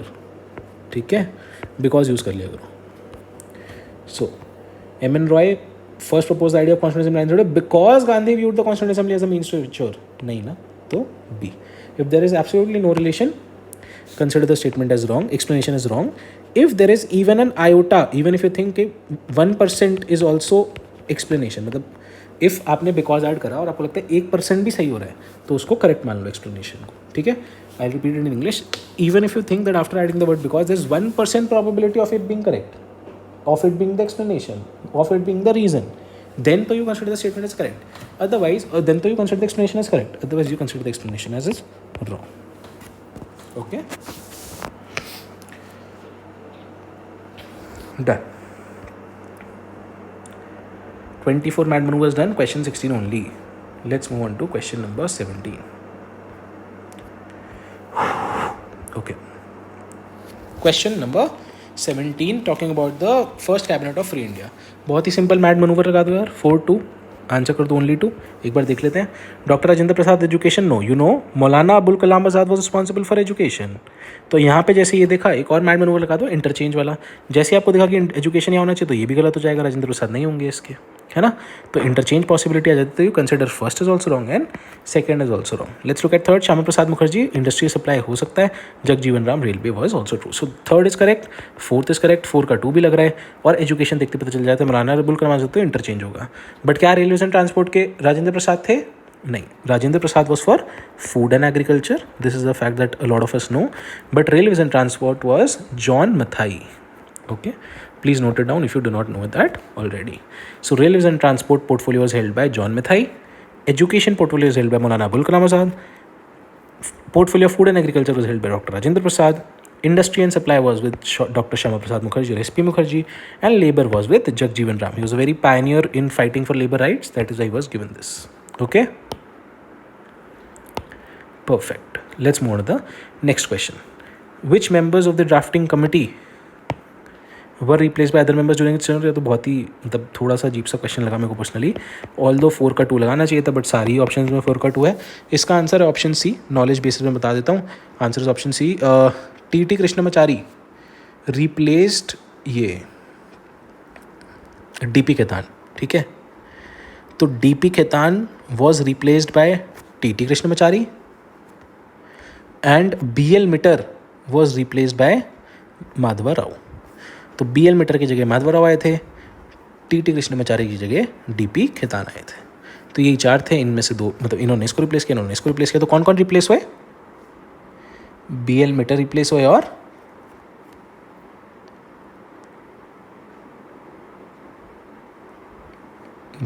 BL Mitter was replaced by Madhava Rao, है ना। तो BL मीटर रिप्लेस हुए and Krishnamachari sorry DP Khaitan was replaced by Krishnamachari. I repeat, factuals है, कुछ अजीब सही है, देख लो। DP Khaitan was replaced by TT Krishnamachari. Okay, first was DP Khaitan, then came TT Krishnamachari and BL Mitter was replaced by Madhava Rao. तो पहले BL मीटर थे और फिर माधवा राव आए, ठीक है। ये थोड़ा फैक्चुअल है, याद कर लेना। तो कौन कौन रिप्लेस हुआ भाई? BL Mitter and DP Khaitan replace हुए। So the answer becomes 1 and 3 only. Okay, very factual, nothing important, you can move on. With following सबसे इजी क्वेश्चन आज इस पूरे टेस्ट का अगर हो सकता है तो 42nd कॉन्स्टिट्यूशन 1976 मैंने याद कराया था। 4 + 2 is 6। तो 42nd amendment came in 1976। There are 3 words, S3DR में से सॉवरेन, सोशलिस्ट, सेक्युलर। तो सोशलिस्ट और सेक्युलर था और इंटेग्रिटी था, यूनिटी एंड इंटेग्रिटी का आई था, है ना। तो SSI were the 3 words that were added by the 42nd amendment. S is socialist, S is secular and I is integrity. Sovereign पहले से ही था, sovereign democratic republic, SDR। These were the 3 words which are present in the original constitution के preamble only. वापस repeat कर देता हूँ, original constitution में SDR थे, सॉवरेन डेमोक्रेटिक रिपब्लिक। S और I 3 वर्ड्स थे जो 42nd अमेंडमेंट से ऐड किए गए। कौन कौन से? सोशलिस्ट, सेक्युलर एंड इंटेग्रिटी, ठीक है। सो द आंसर बिकम्स ओनली 3। अब यहाँ पे ये मत बोल देना 4 का 2, इससे आसान क्वेश्चन नहीं हो सकता है। तो जहाँ पे भी सिंपल नॉलेज बेस्ड क्वेश्चन आते हैं वहाँ पे ये सब नहीं लगाना है ना। ओके, चलो let's look at question number 20। Reference to liberty. अब लिबर्टी से पहले जल्दी से कल की क्लास में 2 चीज़ें डिस्कस करी थी लिबर्टी की, क्या क्या थी? Very good, absence of restraints and second negative approach थी। ये negative approach of liberty is क्योंकि रिस्ट्रेंट नहीं होना चाहिए। Positive approach of liberty is it provides the opportunity to develop one self fully. एक इंसान खुद को पूरा डेवलप कर सके अच्छे से, तो opportunity develop one self fully और absence of restraints.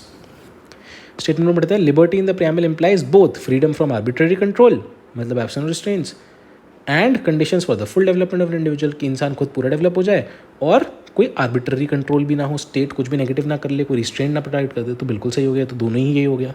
Second statement, liberty in the preamble is limited only to freedom of thought and expression. Liberty एक पॉजिटिव कॉन्सेप्ट है, आप बोल रहे हो कि वो लिमिटेड है, लिमिटेड एक नेगेटिव कॉन्सेप्ट है, तो यहीं पे गलत हो गया पॉजिटिव नेगेटिव अप्रोच से। दूसरी बात पता ही है भाई, liberty of thought, expression, belief, faith, worship सब कुछ है, प्लस ओनली एक एक्सट्रीम वर्ड हो गया। तो 3 चीज़ें हो गई भाई, लिबर्टी 3 बहुत सारी चीज़ों पे है, दूसरा लिबर्टी पॉजिटिव है कि नेगेटिव है, दूसरी चीज़, तीसरी चीज़ ओनली आ गया, एक्सट्रीम वर्ड आ गया। तो उस लॉजिक से स्टेटमेंट गलत हो गया। पहला सही दूसरा गलत, आंसर आ जाता है सी।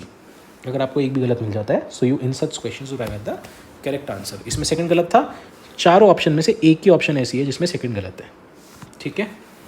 ध्यान रखेंगे इन बातों का, अगर कोई भी गलत मिलता है तो उसको सबसे पहले ढूंढेंगे और टाइम वेस्ट ना करते हुए मार्क कर देंगे।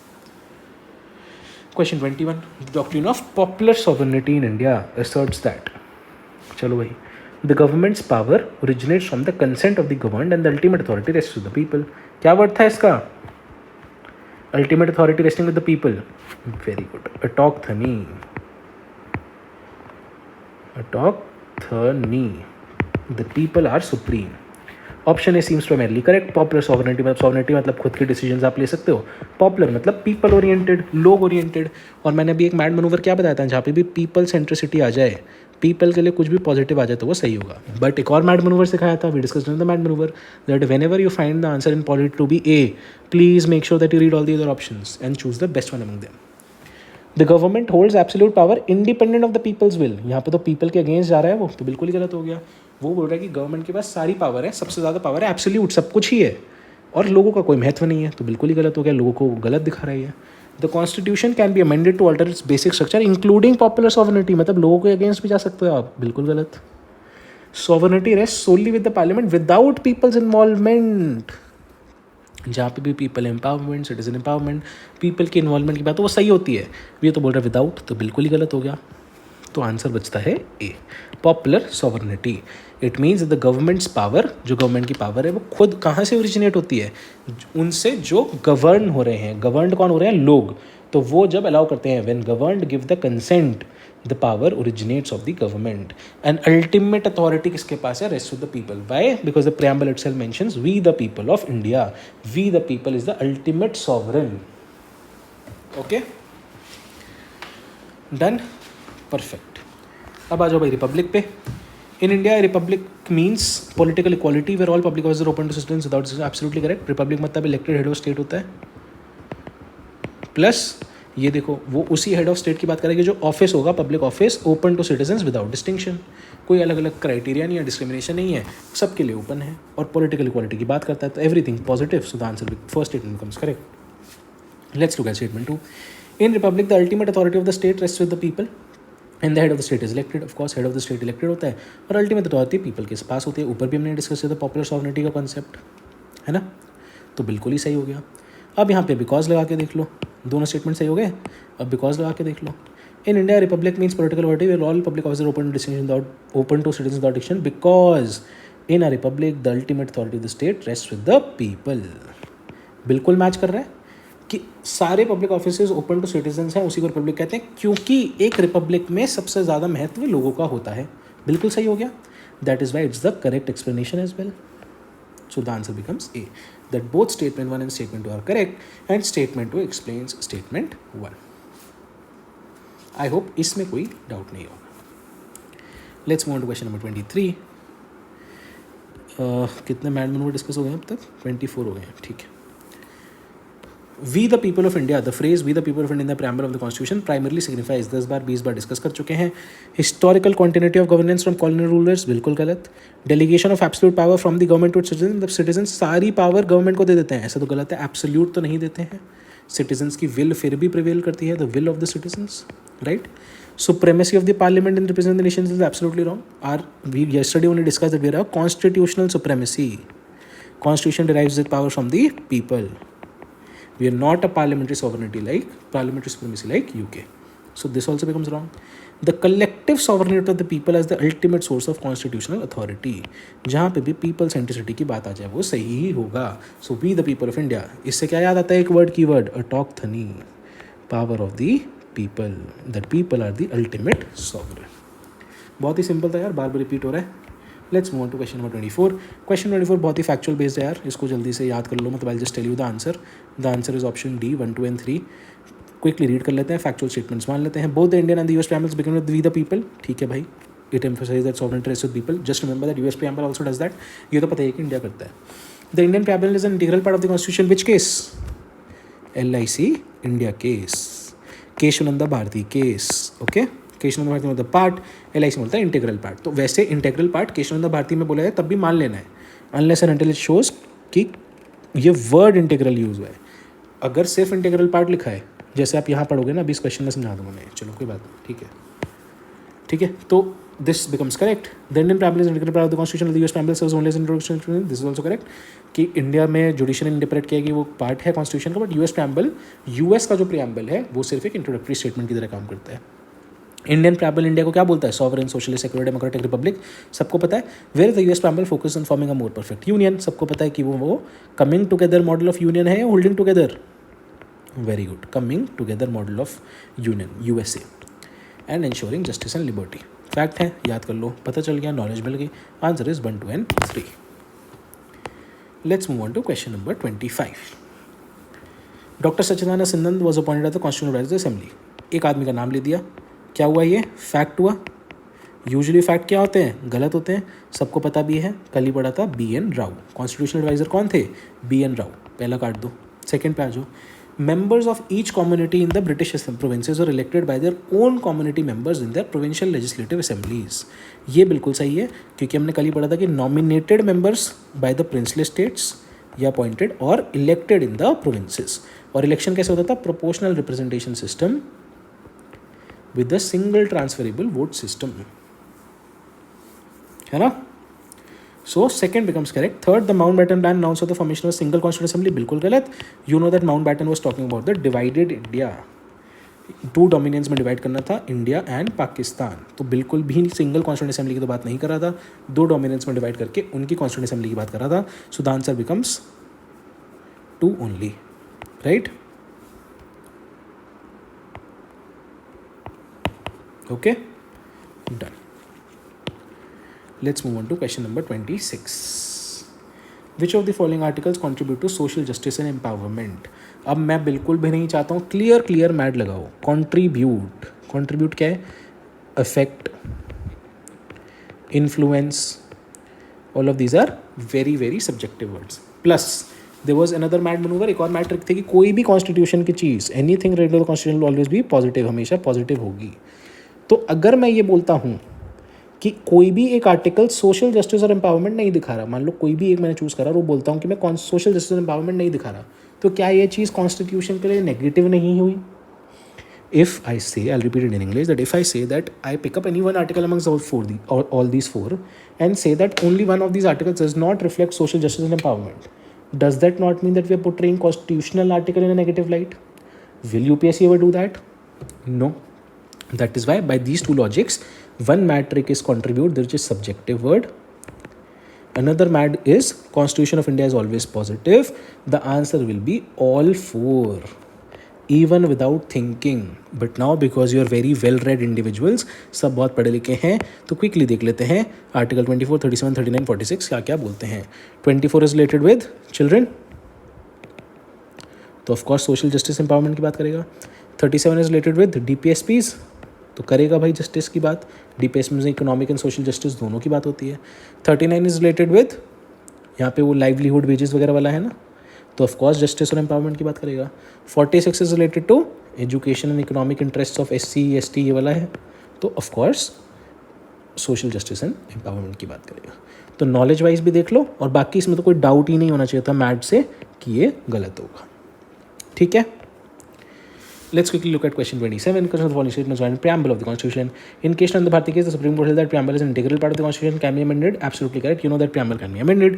Preamble is a part of the Constitution. अब आप बोलोगे भाई सर LIC इंडिया केस में बोला था कि इंटीग्रल पार्ट है, केशवानंद भारती में सिर्फ पार्ट बोला था. यहाँ पे माय डियर फ्रेंड्स इंटीग्रल को एज इट इज़ नहीं बनाया गया. अगर हम कोलन्स में डाल देते हैं इंटीग्रल, जैसे आप कभी भी देखोगे ना कि constitution of India provides for judicial review, और ऐसे लिख दे जुडिशियल रिव्यू, तो ये स्टेटमेंट गलत थी, जबकि आपको पता है कि article 13 is nothing but judicial review. But क्योंकि कोलन्स के अंदर आ गई थी, इसका मतलब कॉन्स्टिट्यूशन में एज इट इज मेंशन्ड है. अब इंटेग्रल को मैंने कोलन में नहीं डाला. अगर मैं कोलन में डाल देता तो हाँ ये सिर्फ LIC में हुआ था, केशवानंदा में नहीं हुआ था, कि मतलब कट कॉपी इंटेग्रल कहाँ लिखा हुआ था, ऐसा तो नहीं पूछ रहा वो. इंटेग्रल पार्ट मतलब यहाँ पे इंग्लिश वाला इंटेग्रल हो गया. ठीक है, तो उस इंग्लिश वाले इंटेग्रल की जिसको सही मानेंगे. Statement 2, the court clarified that although amendable or although amenable, the preamble does not grant any substantive powers or limit constitution. बिल्कुल सही. हमने कल पढ़ा था प्रियम्बल प्लस X, तो ये बोल रहा है कि कॉन्स्टिट्यूशन ने बोला कि हाँ भाई, हालांकि ये चेंज हो सकता है, अमेंड हो सकता है, बट प्रियम्बल कोई सब्सटैंटिव पावर अलोन ग्रांट नहीं करता. ना ही पावर देता है कि भाई आप कुछ कर लो, ना ही लिमिटेशन देता है कि आप कुछ नहीं कर सकते इंडिपेंडेंटली. तो प्रियम्बल अलोन कुछ नहीं करता, प्रियम्बल प्लस अदर पार्ट्स कर देते हैं, है ना. अब क्या ये बिकॉज लगा कर देखो तो बिल्कुल सही बढ़ता है, क्योंकि केशवानंद भारती केस में ही पहले तो इसने बोल दिया द कोर्ट क्लैरिफाइड, तो किस में करा होगा, केशवानंद भारती केस की कोर्ट की बात हो रही होगी, तो बिल्कुल ये जस्टिफाई भी कर रहा है. सो the answer becomes option A. ठीक है भाई. अब थोड़ा सा तेज़ कैसे हो गए हम, क्योंकि अब मैंने बहुत सारी चीज़ें समझा दी है. बिकॉज लगा कर चेक करना है, कौन सी ट्रिक है भाई, कहाँ, अब जैसे यहाँ पे जल्दी जल्दी हो गया, तो अब इसी स्पीड में हम थोड़ा थोड़ा चलेंगे. ठीक है. Question 28, which of the following are the features of the charter act of 1853. बहुत ही सिंपल है यार, मतलब ये तो रटने वाली चीज़ें हैं, कुछ भी नहीं है. 5 का 3 करो, आंसर आ जाएगा. नहीं आया, ठीक है कोई बात नहीं, देख लेते हैं. 1 2 3 या 3 4 5 में से एक आंसर होना चाहिए. मैड मनूवर कोई बात नहीं. Introduce for the first time the separation of legislative and executive functions, बिल्कुल सही, बहुत ही इंपॉर्टेंट है, कल मैंने 2-3 बार रिपीट किया था. 1853 के एक्ट में ही separation of legislative and executive functions आए थे. It provide for the addition of 6 new legislative members, this is correct, although this is a very core fact, but याद कर लेंगे. It introduce an open competition, बिल्कुल सही. मैंने बोला था कि 33 में बातें चलती थी, बट हुआ ऑफिशियली 53 में ही था. This is a very important fact. Okay, so this is correct. It allowed Christian missionaries to come to India and spread, इसका क्या वर्ड सिखाया था मैंने? Proselytization. But when did this happen? This happened in 1813. ये तो सबको याद होगा, प्रोसिलिटाइजेशन 1813. तो 4 काट दो, आंसर आ गया. फिफ्थ भी पढ़ लो. It abolish the trade monopoly of the East India Company in all types of trade including tea and trade with China. पहले तो एक्सेप्ट था कि एबॉलिश कर दिया trade monopoly except trade in tea and trade with China. But वो भी कब का था? 1813 का था. तो ये दोनों 1813 में थे, एक्सेप्ट था. तो ये तो गलत ही है, बिल्कुल ही गलत है. और फोर्थ भी गलत है. आंसर बनता है 1, 2 and 3, ऑप्शन नंबर ए. ठीक है, समझ में आ रहा है? थोड़ा तेज क्यों हुआ? क्योंकि वो बहुत ही फैक्चुअल था, पढ़ चुके हैं कल के लेक्चर में. क्वेश्चन नंबर 29 पे पढ़ते हैं भाई. Consider the following statement and the UCC, uniform civil code in India. The idea of enacting a UCC was originally proposed in colonial India, but the British excluded personal laws from uniform codification. ठीक है, यहाँ पे हालांकि conjunction आ रहा है तो आप बोलोगे मैट से गलत होना चाहिए था, बट मैंने ही बोला है will raise some eyebrows. Okay, क्या बोल रहा है वो? The idea of enacting a UCC was originally propose in colonial India. अगर मैं इसको गलत मान रहा हूँ कि भाई ओरिजिनली कॉलोनियल इंडिया में प्रपोज नहीं हुआ था, तो क्या मैं एज एन एग्जामिनर जाकर देखूंगा कि कॉलोनियल इंडिया में जितनी भी डिस्कशंस हुई हैं कभी भी यूनिफॉर्म सिविल कोड की बात नहीं हुई हो? Again by examiner psychology, this statement will be correct. Why? Because as an I'll repeat it in English, because as an examiner I will never go back to the times of colonial India, which is over 100 years of rule, and say that over those 100 years I will research everything, I will research every perspective, I will research on everything that has been said, I will research on every document and say that UCC was never talked about. Okay, so this becomes correct. And yes, this is also true that British excluded personal laws from uniform codification. ये codification British में बात करी थी around 1835, वहाँ पे personal loss को exclude कर दिया गया था. ठीक है. The B N Rao committee was set up to examine the need for a common Hindu law and not for a UCC for all religions. Again, and not conjunction, but please remember this as a fact. B N Rao committee set up हुई थी, उसने examine किया था एक common Hindu law के लिए, but UCC सारे religions की बात नहीं हुई थी, एक हिंदू लॉ की बात हुई थी. This is also correct. Goa has become the first state in India to implement the UCC. No, Uttarakhand. To be more specific, Uttarakhand has become the first state in independent India to implement the UCC. अब आप बोलोगे गोवा में तो already था, तो ये सही होना चाहिए सर. नहीं, इम्प्लीमेंट नहीं किया, वो ऑलरेडी ब्रिटिश टाइम से था.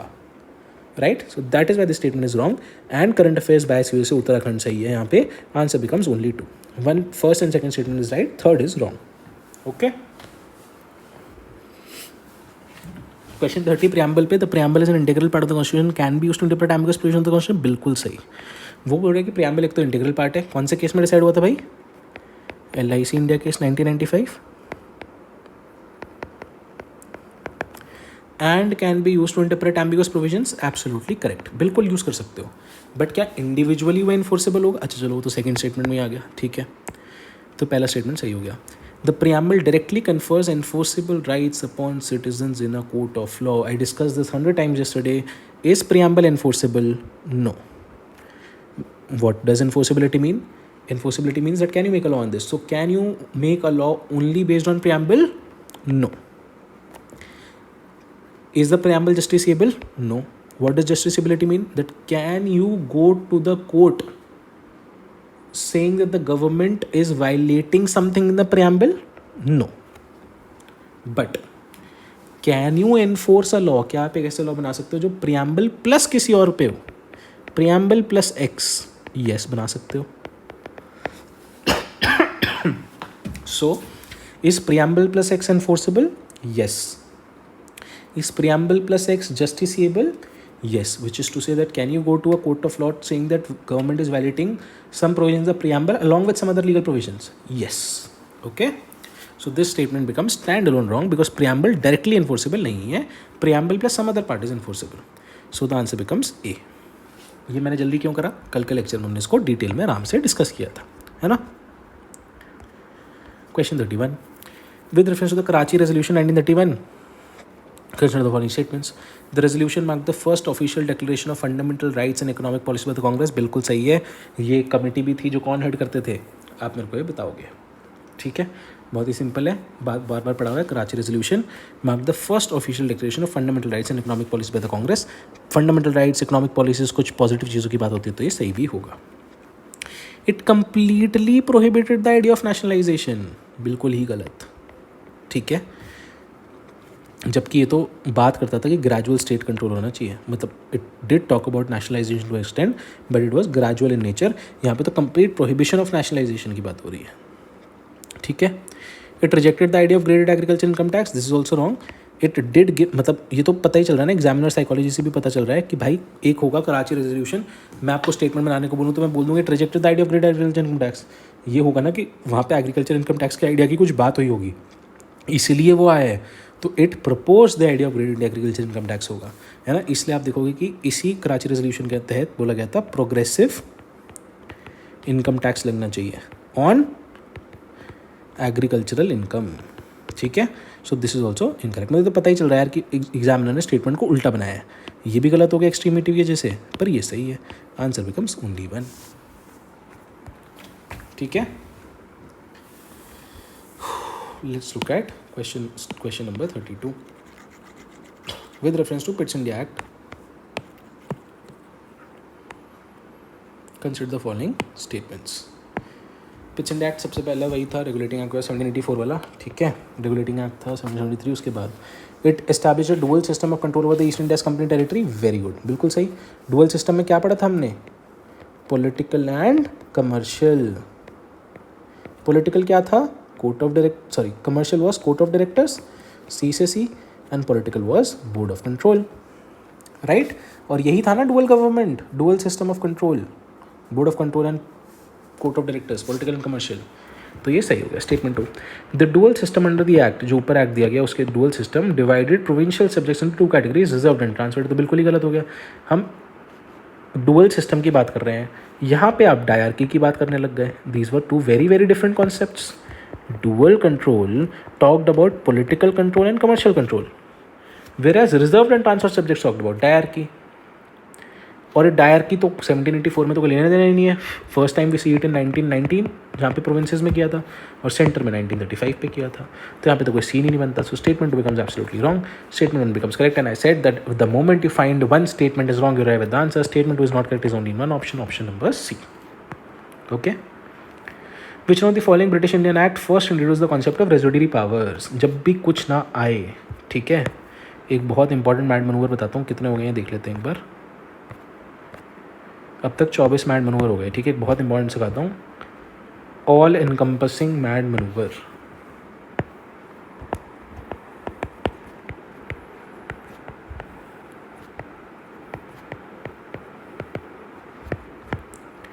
जब भी आपको बहुत सारी ऑप्शंस हो, A, B, C, D, और कुछ ऐसा दिखे कि एक ऑप्शन ऐसी है जिसमें सारी बाकी ऑप्शंस भी आ जाती हैं, तो ये आंसर ही सही होगा. क्यों?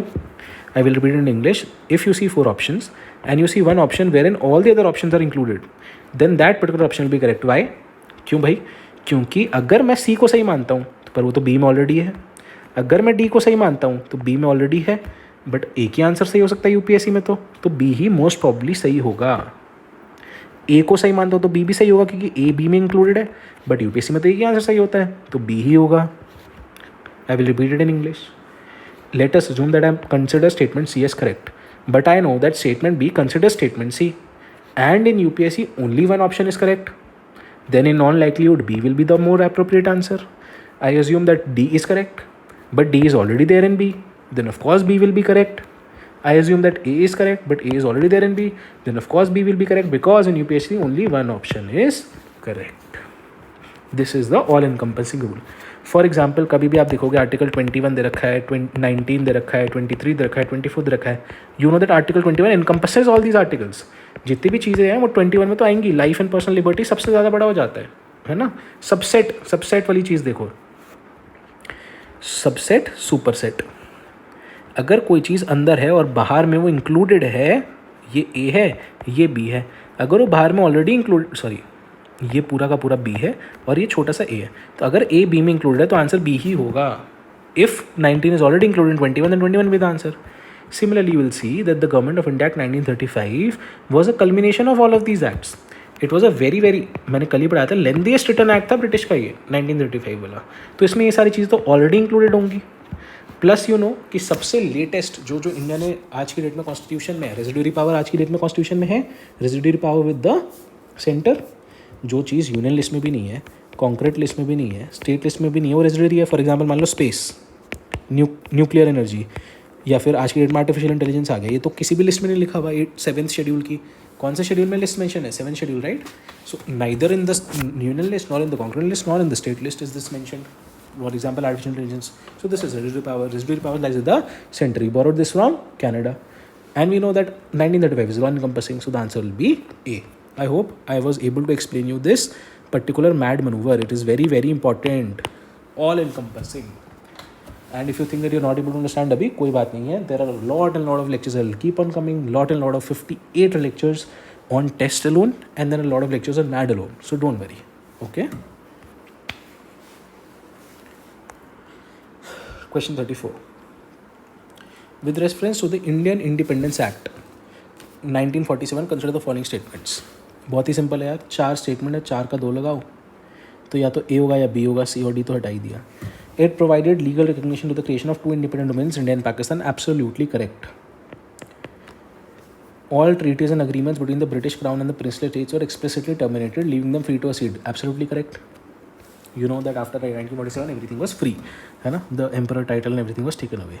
Lord Louis Mountbatten acted as the governor general. Both dominions, absolutely wrong. You know that in Pakistan, Jinnah, Muhammad Ali Jinnah, the founder of the leader of the All India Muslim League at the time, was ruling Pakistan dominion, but Lord Louis Mountbatten is the last viceroy of India, continued to rule the Indian dominion.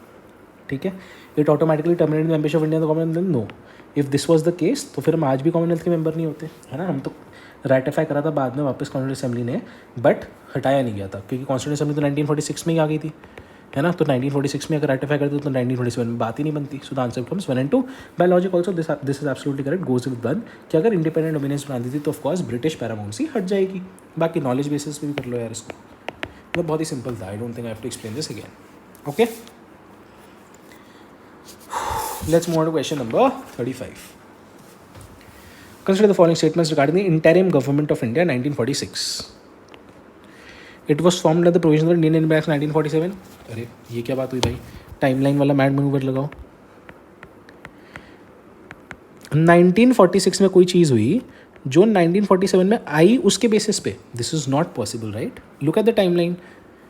You are saying that something happened in 1946 based on an act that will come out in 1947. That's absolutely wrong, because the act will come out in 1947. How will it happen in 1946? You cannot foresee the future, right? First becomes wrong. Second, it was headed by Jawaharlal Nehru as the vice president of the executive council. This is something that we already know, that interim government was headed by JLN because he was the vice president. Third, it included members from the INC, the Muslim League and the princely states. No.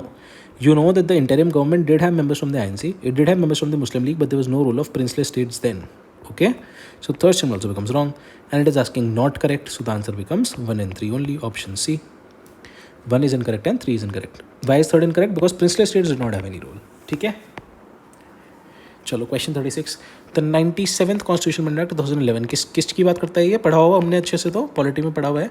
Cooperative societies, है ना.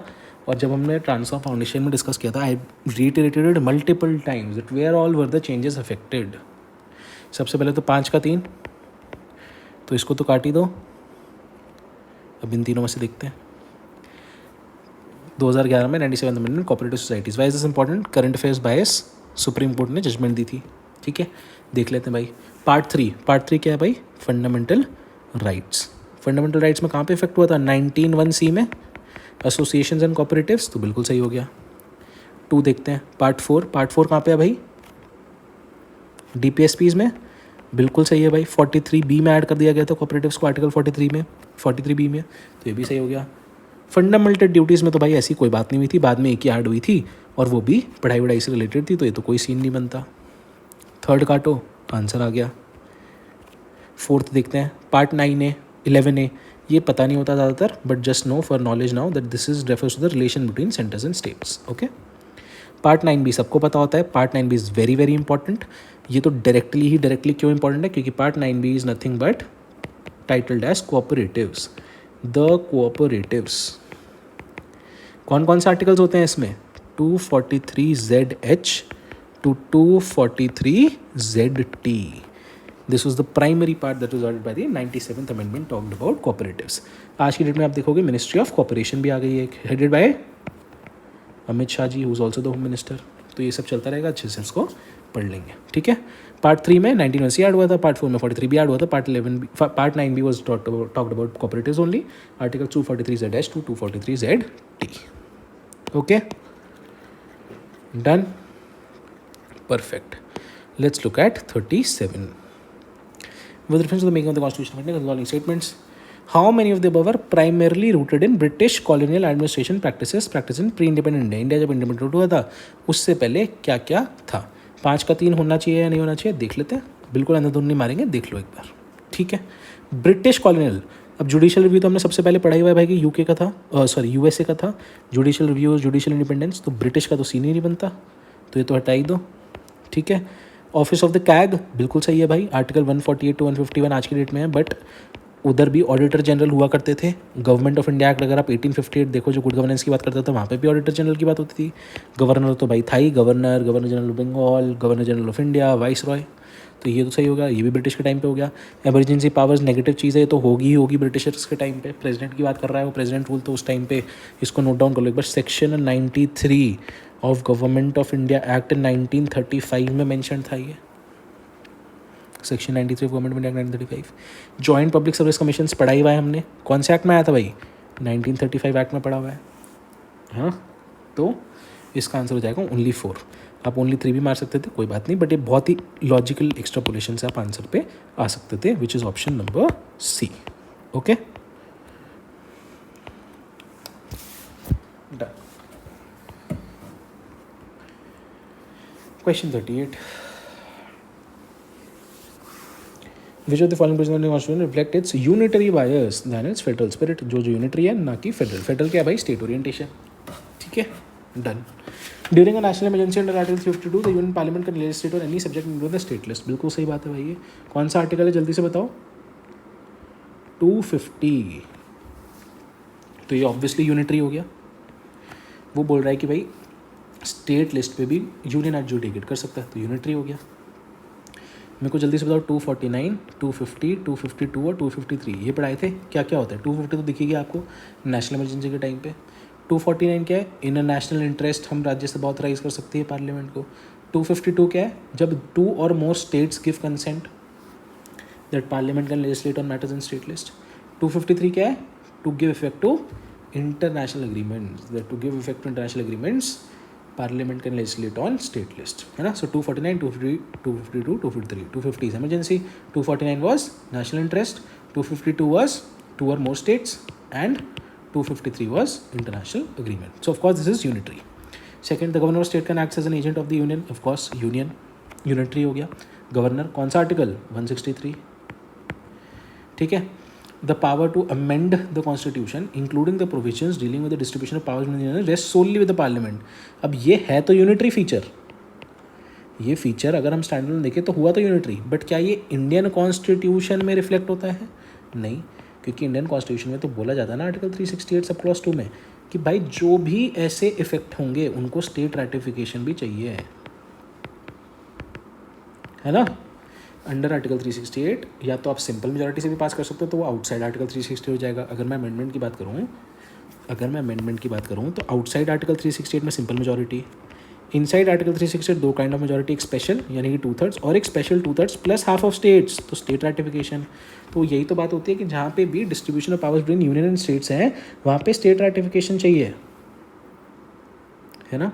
So this becomes wrong because this is not in the Indian Constitution. Despite it being a unitary feature, this is not a provision of the Indian Constitution. Eliminate third. Okay.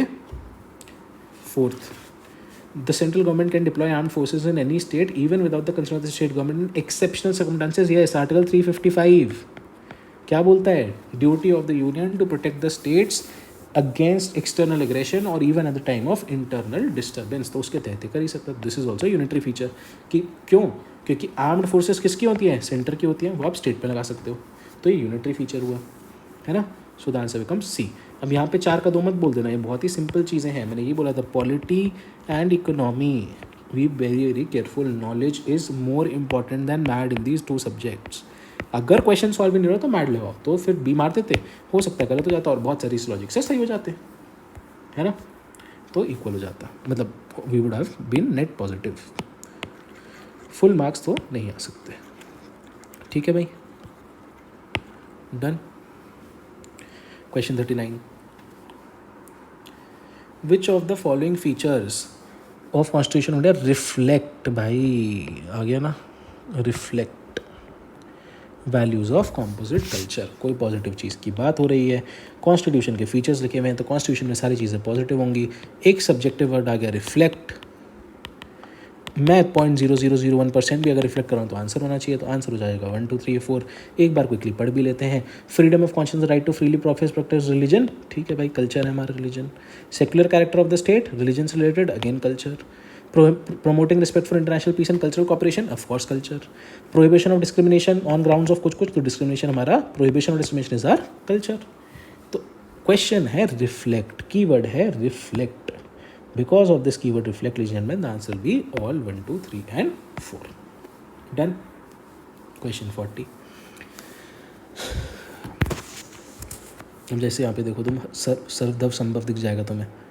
Secular character का कैसे culture हुआ? सर्वधर्म संभव, that coexistence of all religions is possible.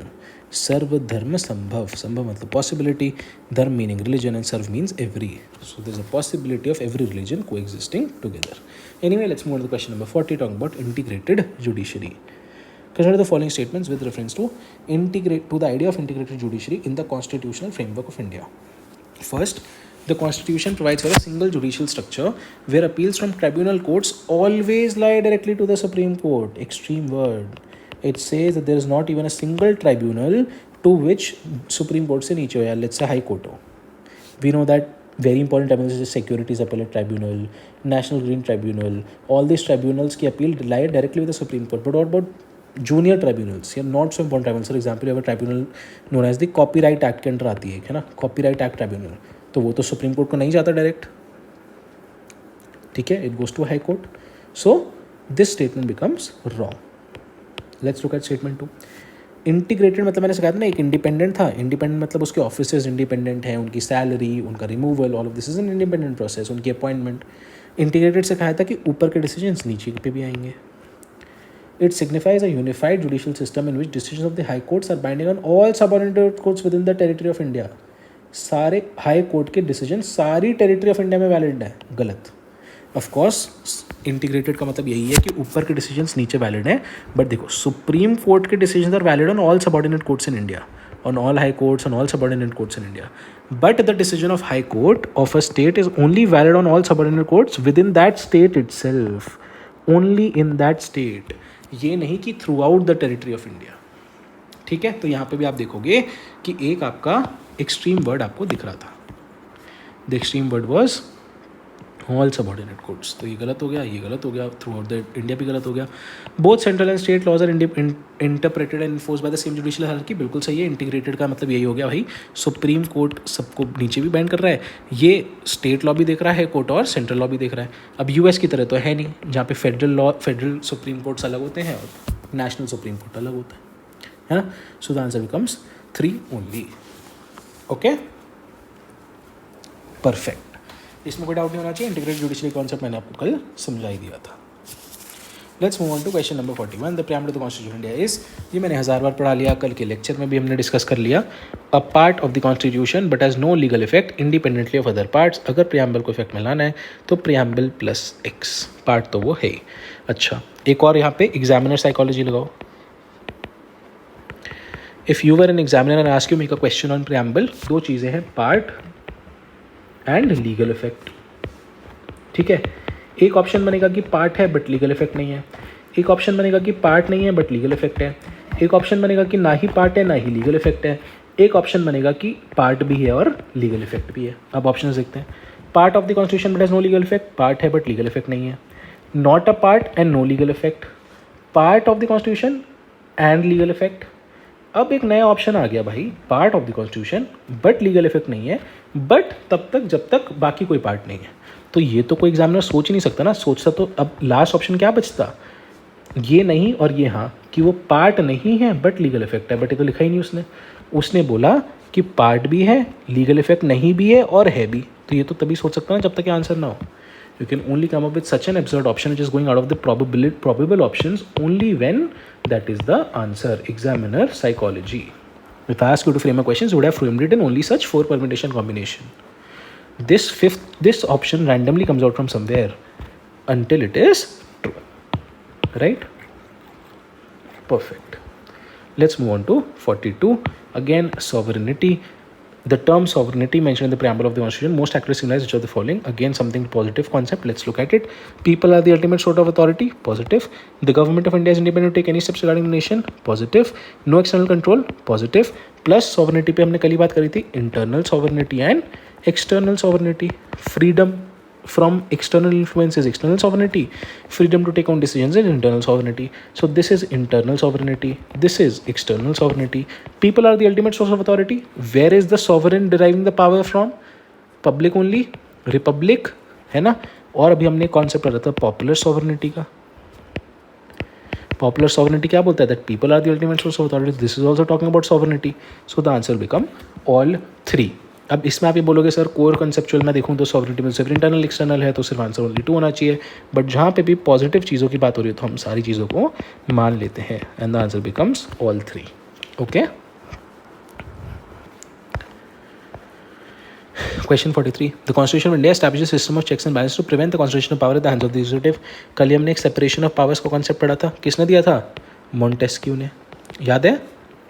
In this book the spirit of laws. Very good. So ये बोल रहा है constitution of India खुद ही system of checks and balances बिठाता है to prevent the concentration of power, कि executive के पावर पास ही कॉन्सेंट्रेट ना हो जाए. क्या क्या एग्जाम्पल्स होगा भाई इसके? जुडिशियल रिव्यू देख लो आप. नो कॉन्फिडेंस मोशन कर सकते हो आप एग्जीक्यूटिव का, उनको रिमूव कर सकते हो. इम्पीच कर सकते हो अगर प्रेसिडेंट साहब को आप एग्जीक्यूटिव मान रहे हो तो impeachment of president. Removal of executive ministers, council of ministers by no confidence motion, है ना. Parliamentary procedures. पार्लियामेंट का काम क्या है? वो पूरा का पूरा जो एग्जीक्यूटिव है, काउंसिल ऑफ मिनिस्टर्स, उनको चेक एंड बैलेंस में रखना, उनके ऊपर चेक रखना. So this becomes absolutely correct. The Constitution of India establishes a system of checks and balances to prevent the constitutional power of the hands of the executive. Is something positive also. Why? क्योंकि अगर concentration executive के पास हो जाएगी तो people का क्या होगा? People are the ultimate sovereign. तो people centricity वाला मैट भी फेल हो जाएगा यहाँ पे. तो ये बिल्कुल सही हो गया. ठीक है. सेकेंड स्टेटमेंट देखते हैं. Fundamental rights and directive principles together grant unlimited power to the executive. अभी हम इधर बात कर रहे थे कि एग्जीक्यूटिव की पावर्स इनहेरेंटली लिमिटेड होती हैं.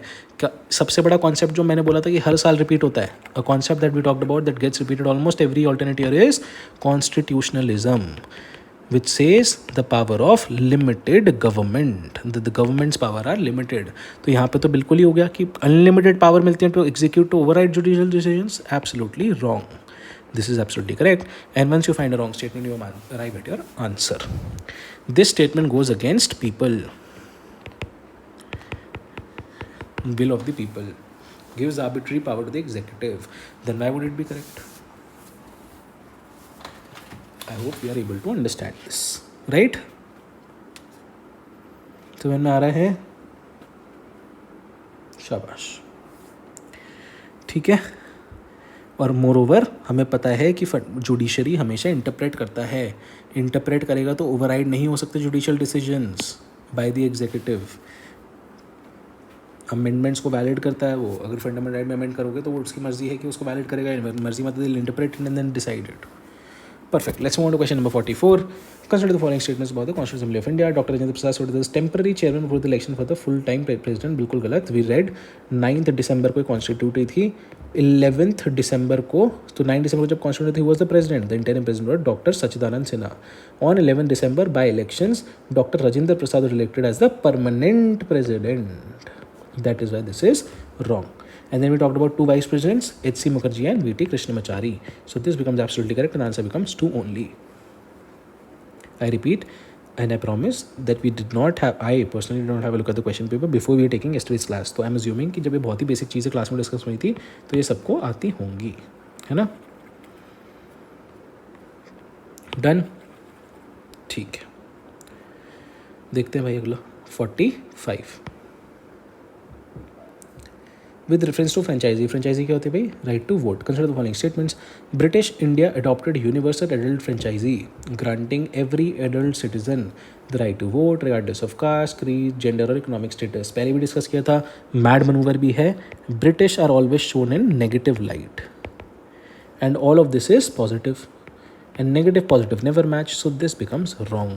Eliminate one and you arrive at your answer. Mad से क्या होगा? British negative.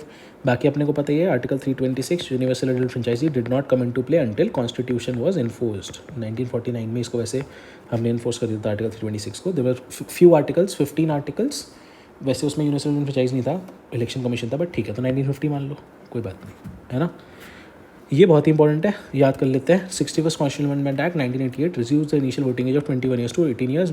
स्टोरी से याद कर लो. Rajiv Gandhi ji was the prime minister at this time, and he was a very very famous youth icon. ठीक है, यूथ में वो बहुत फेमस थे, इसीलिए उन्होंने पॉलिटिकल रीजंस की वजह से, ताकि वोट उनको ज़्यादा मिले, तो 21 ईयर्स से एज को 18 पे लोअर कर दिया था कि अब मेरे को यूथ ज़्यादा वोट करेगा तो मैं ज़्यादा पास हो जाऊँगा, है ना? ज़्यादा इलेक्शन में वोट्स मिलेंगे. This is the political reason behind it, but of course universal adult franchise at that time change from 21 years to 18 years. So the adult इधर आ गया तो वोटिंग एज ये हो गई. ठीक है, so this is wrong, this is correct. Let's look at third question, third statement. Right to vote is guaranteed under part 3. Part 3 क्या भाई? Fundamental right. एक भी फंडामेंटल राइट पढ़िएगा राइट टू वोट के लिए? नहीं. और अगर राइट टू वोट गारंटीड होता तो ये कैसे हो सकता था कि भाई prisoners are not allowed to vote?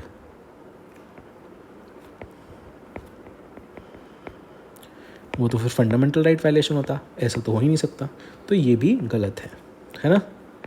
First is wrong, third is wrong, second is correct, your asking not correct, the answer become C. 1 and 3 only. इसी से क्वेश्चन होता है भाई, right to vote and right to contest elections. तो right to vote जो है ना भाई, वो कॉन्स्टिट्यूशनल राइट है. Constitutional right, universal suffrage under article 326. And right to contest elections is a statutory right. Statutory rights are rights mentioned in the statutes और the acts. कौन से एक्ट के under? Representation of peoples act. So right to contest elections is a statutory right, while right to vote is a constitutional right. Okay, and constitutional right है but fundamental right नहीं है, तो third statement गलत हो जाता है. 46 बहुत ही सिंपल है, कल ही डिस्कस किया था. रेफरेंडम क्या होता है भाई? यूजुअली बाइंडिंग होता है. प्लेबिसाइड क्या होता है? नॉन बाइंडिंग होता है और स्पेसिफिक इशू के लिए होता है. तो प्लेबिसाइड पढ़ो. A non binding vote to gauge public opinion on an issue. तो ये तो भाई प्लेबिसाइड था, तो गलत ही हो गया. अगर ये गलत है तो प्लेबिसाइड की एक्सप्लेनेशन भी गलत होगी, तो ये दोनों बिल्कुल ही गलत हो गए. 4 का 2 लगाओ, 2 सही होना चाहिए. देखते हैं. Recall a method allowing voters to remove an elected official before the end of the term. Absolutely correct.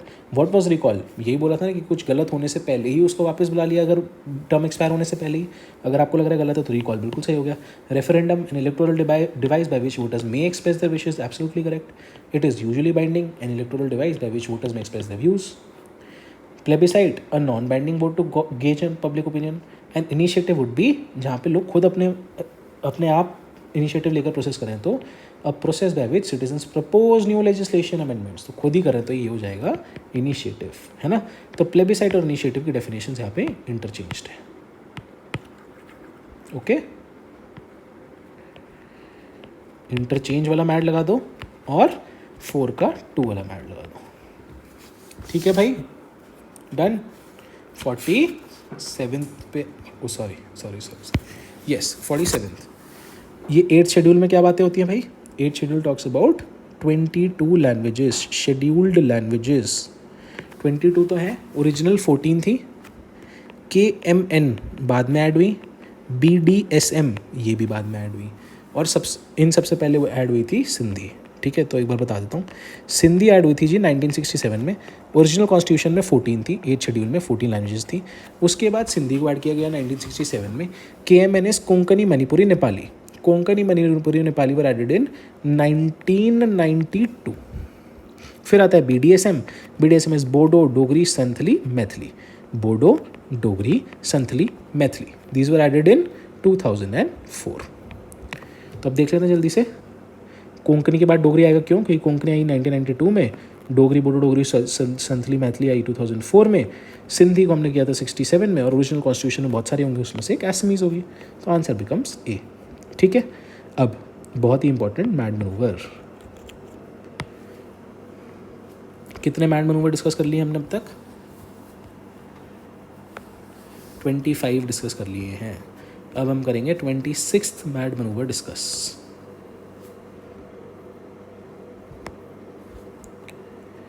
कभी भी मैच द फॉलोइंग आए और ऐसे ऑप्शंस दे रखे हो, यहाँ पे दे रखा है A B C D, D C B A,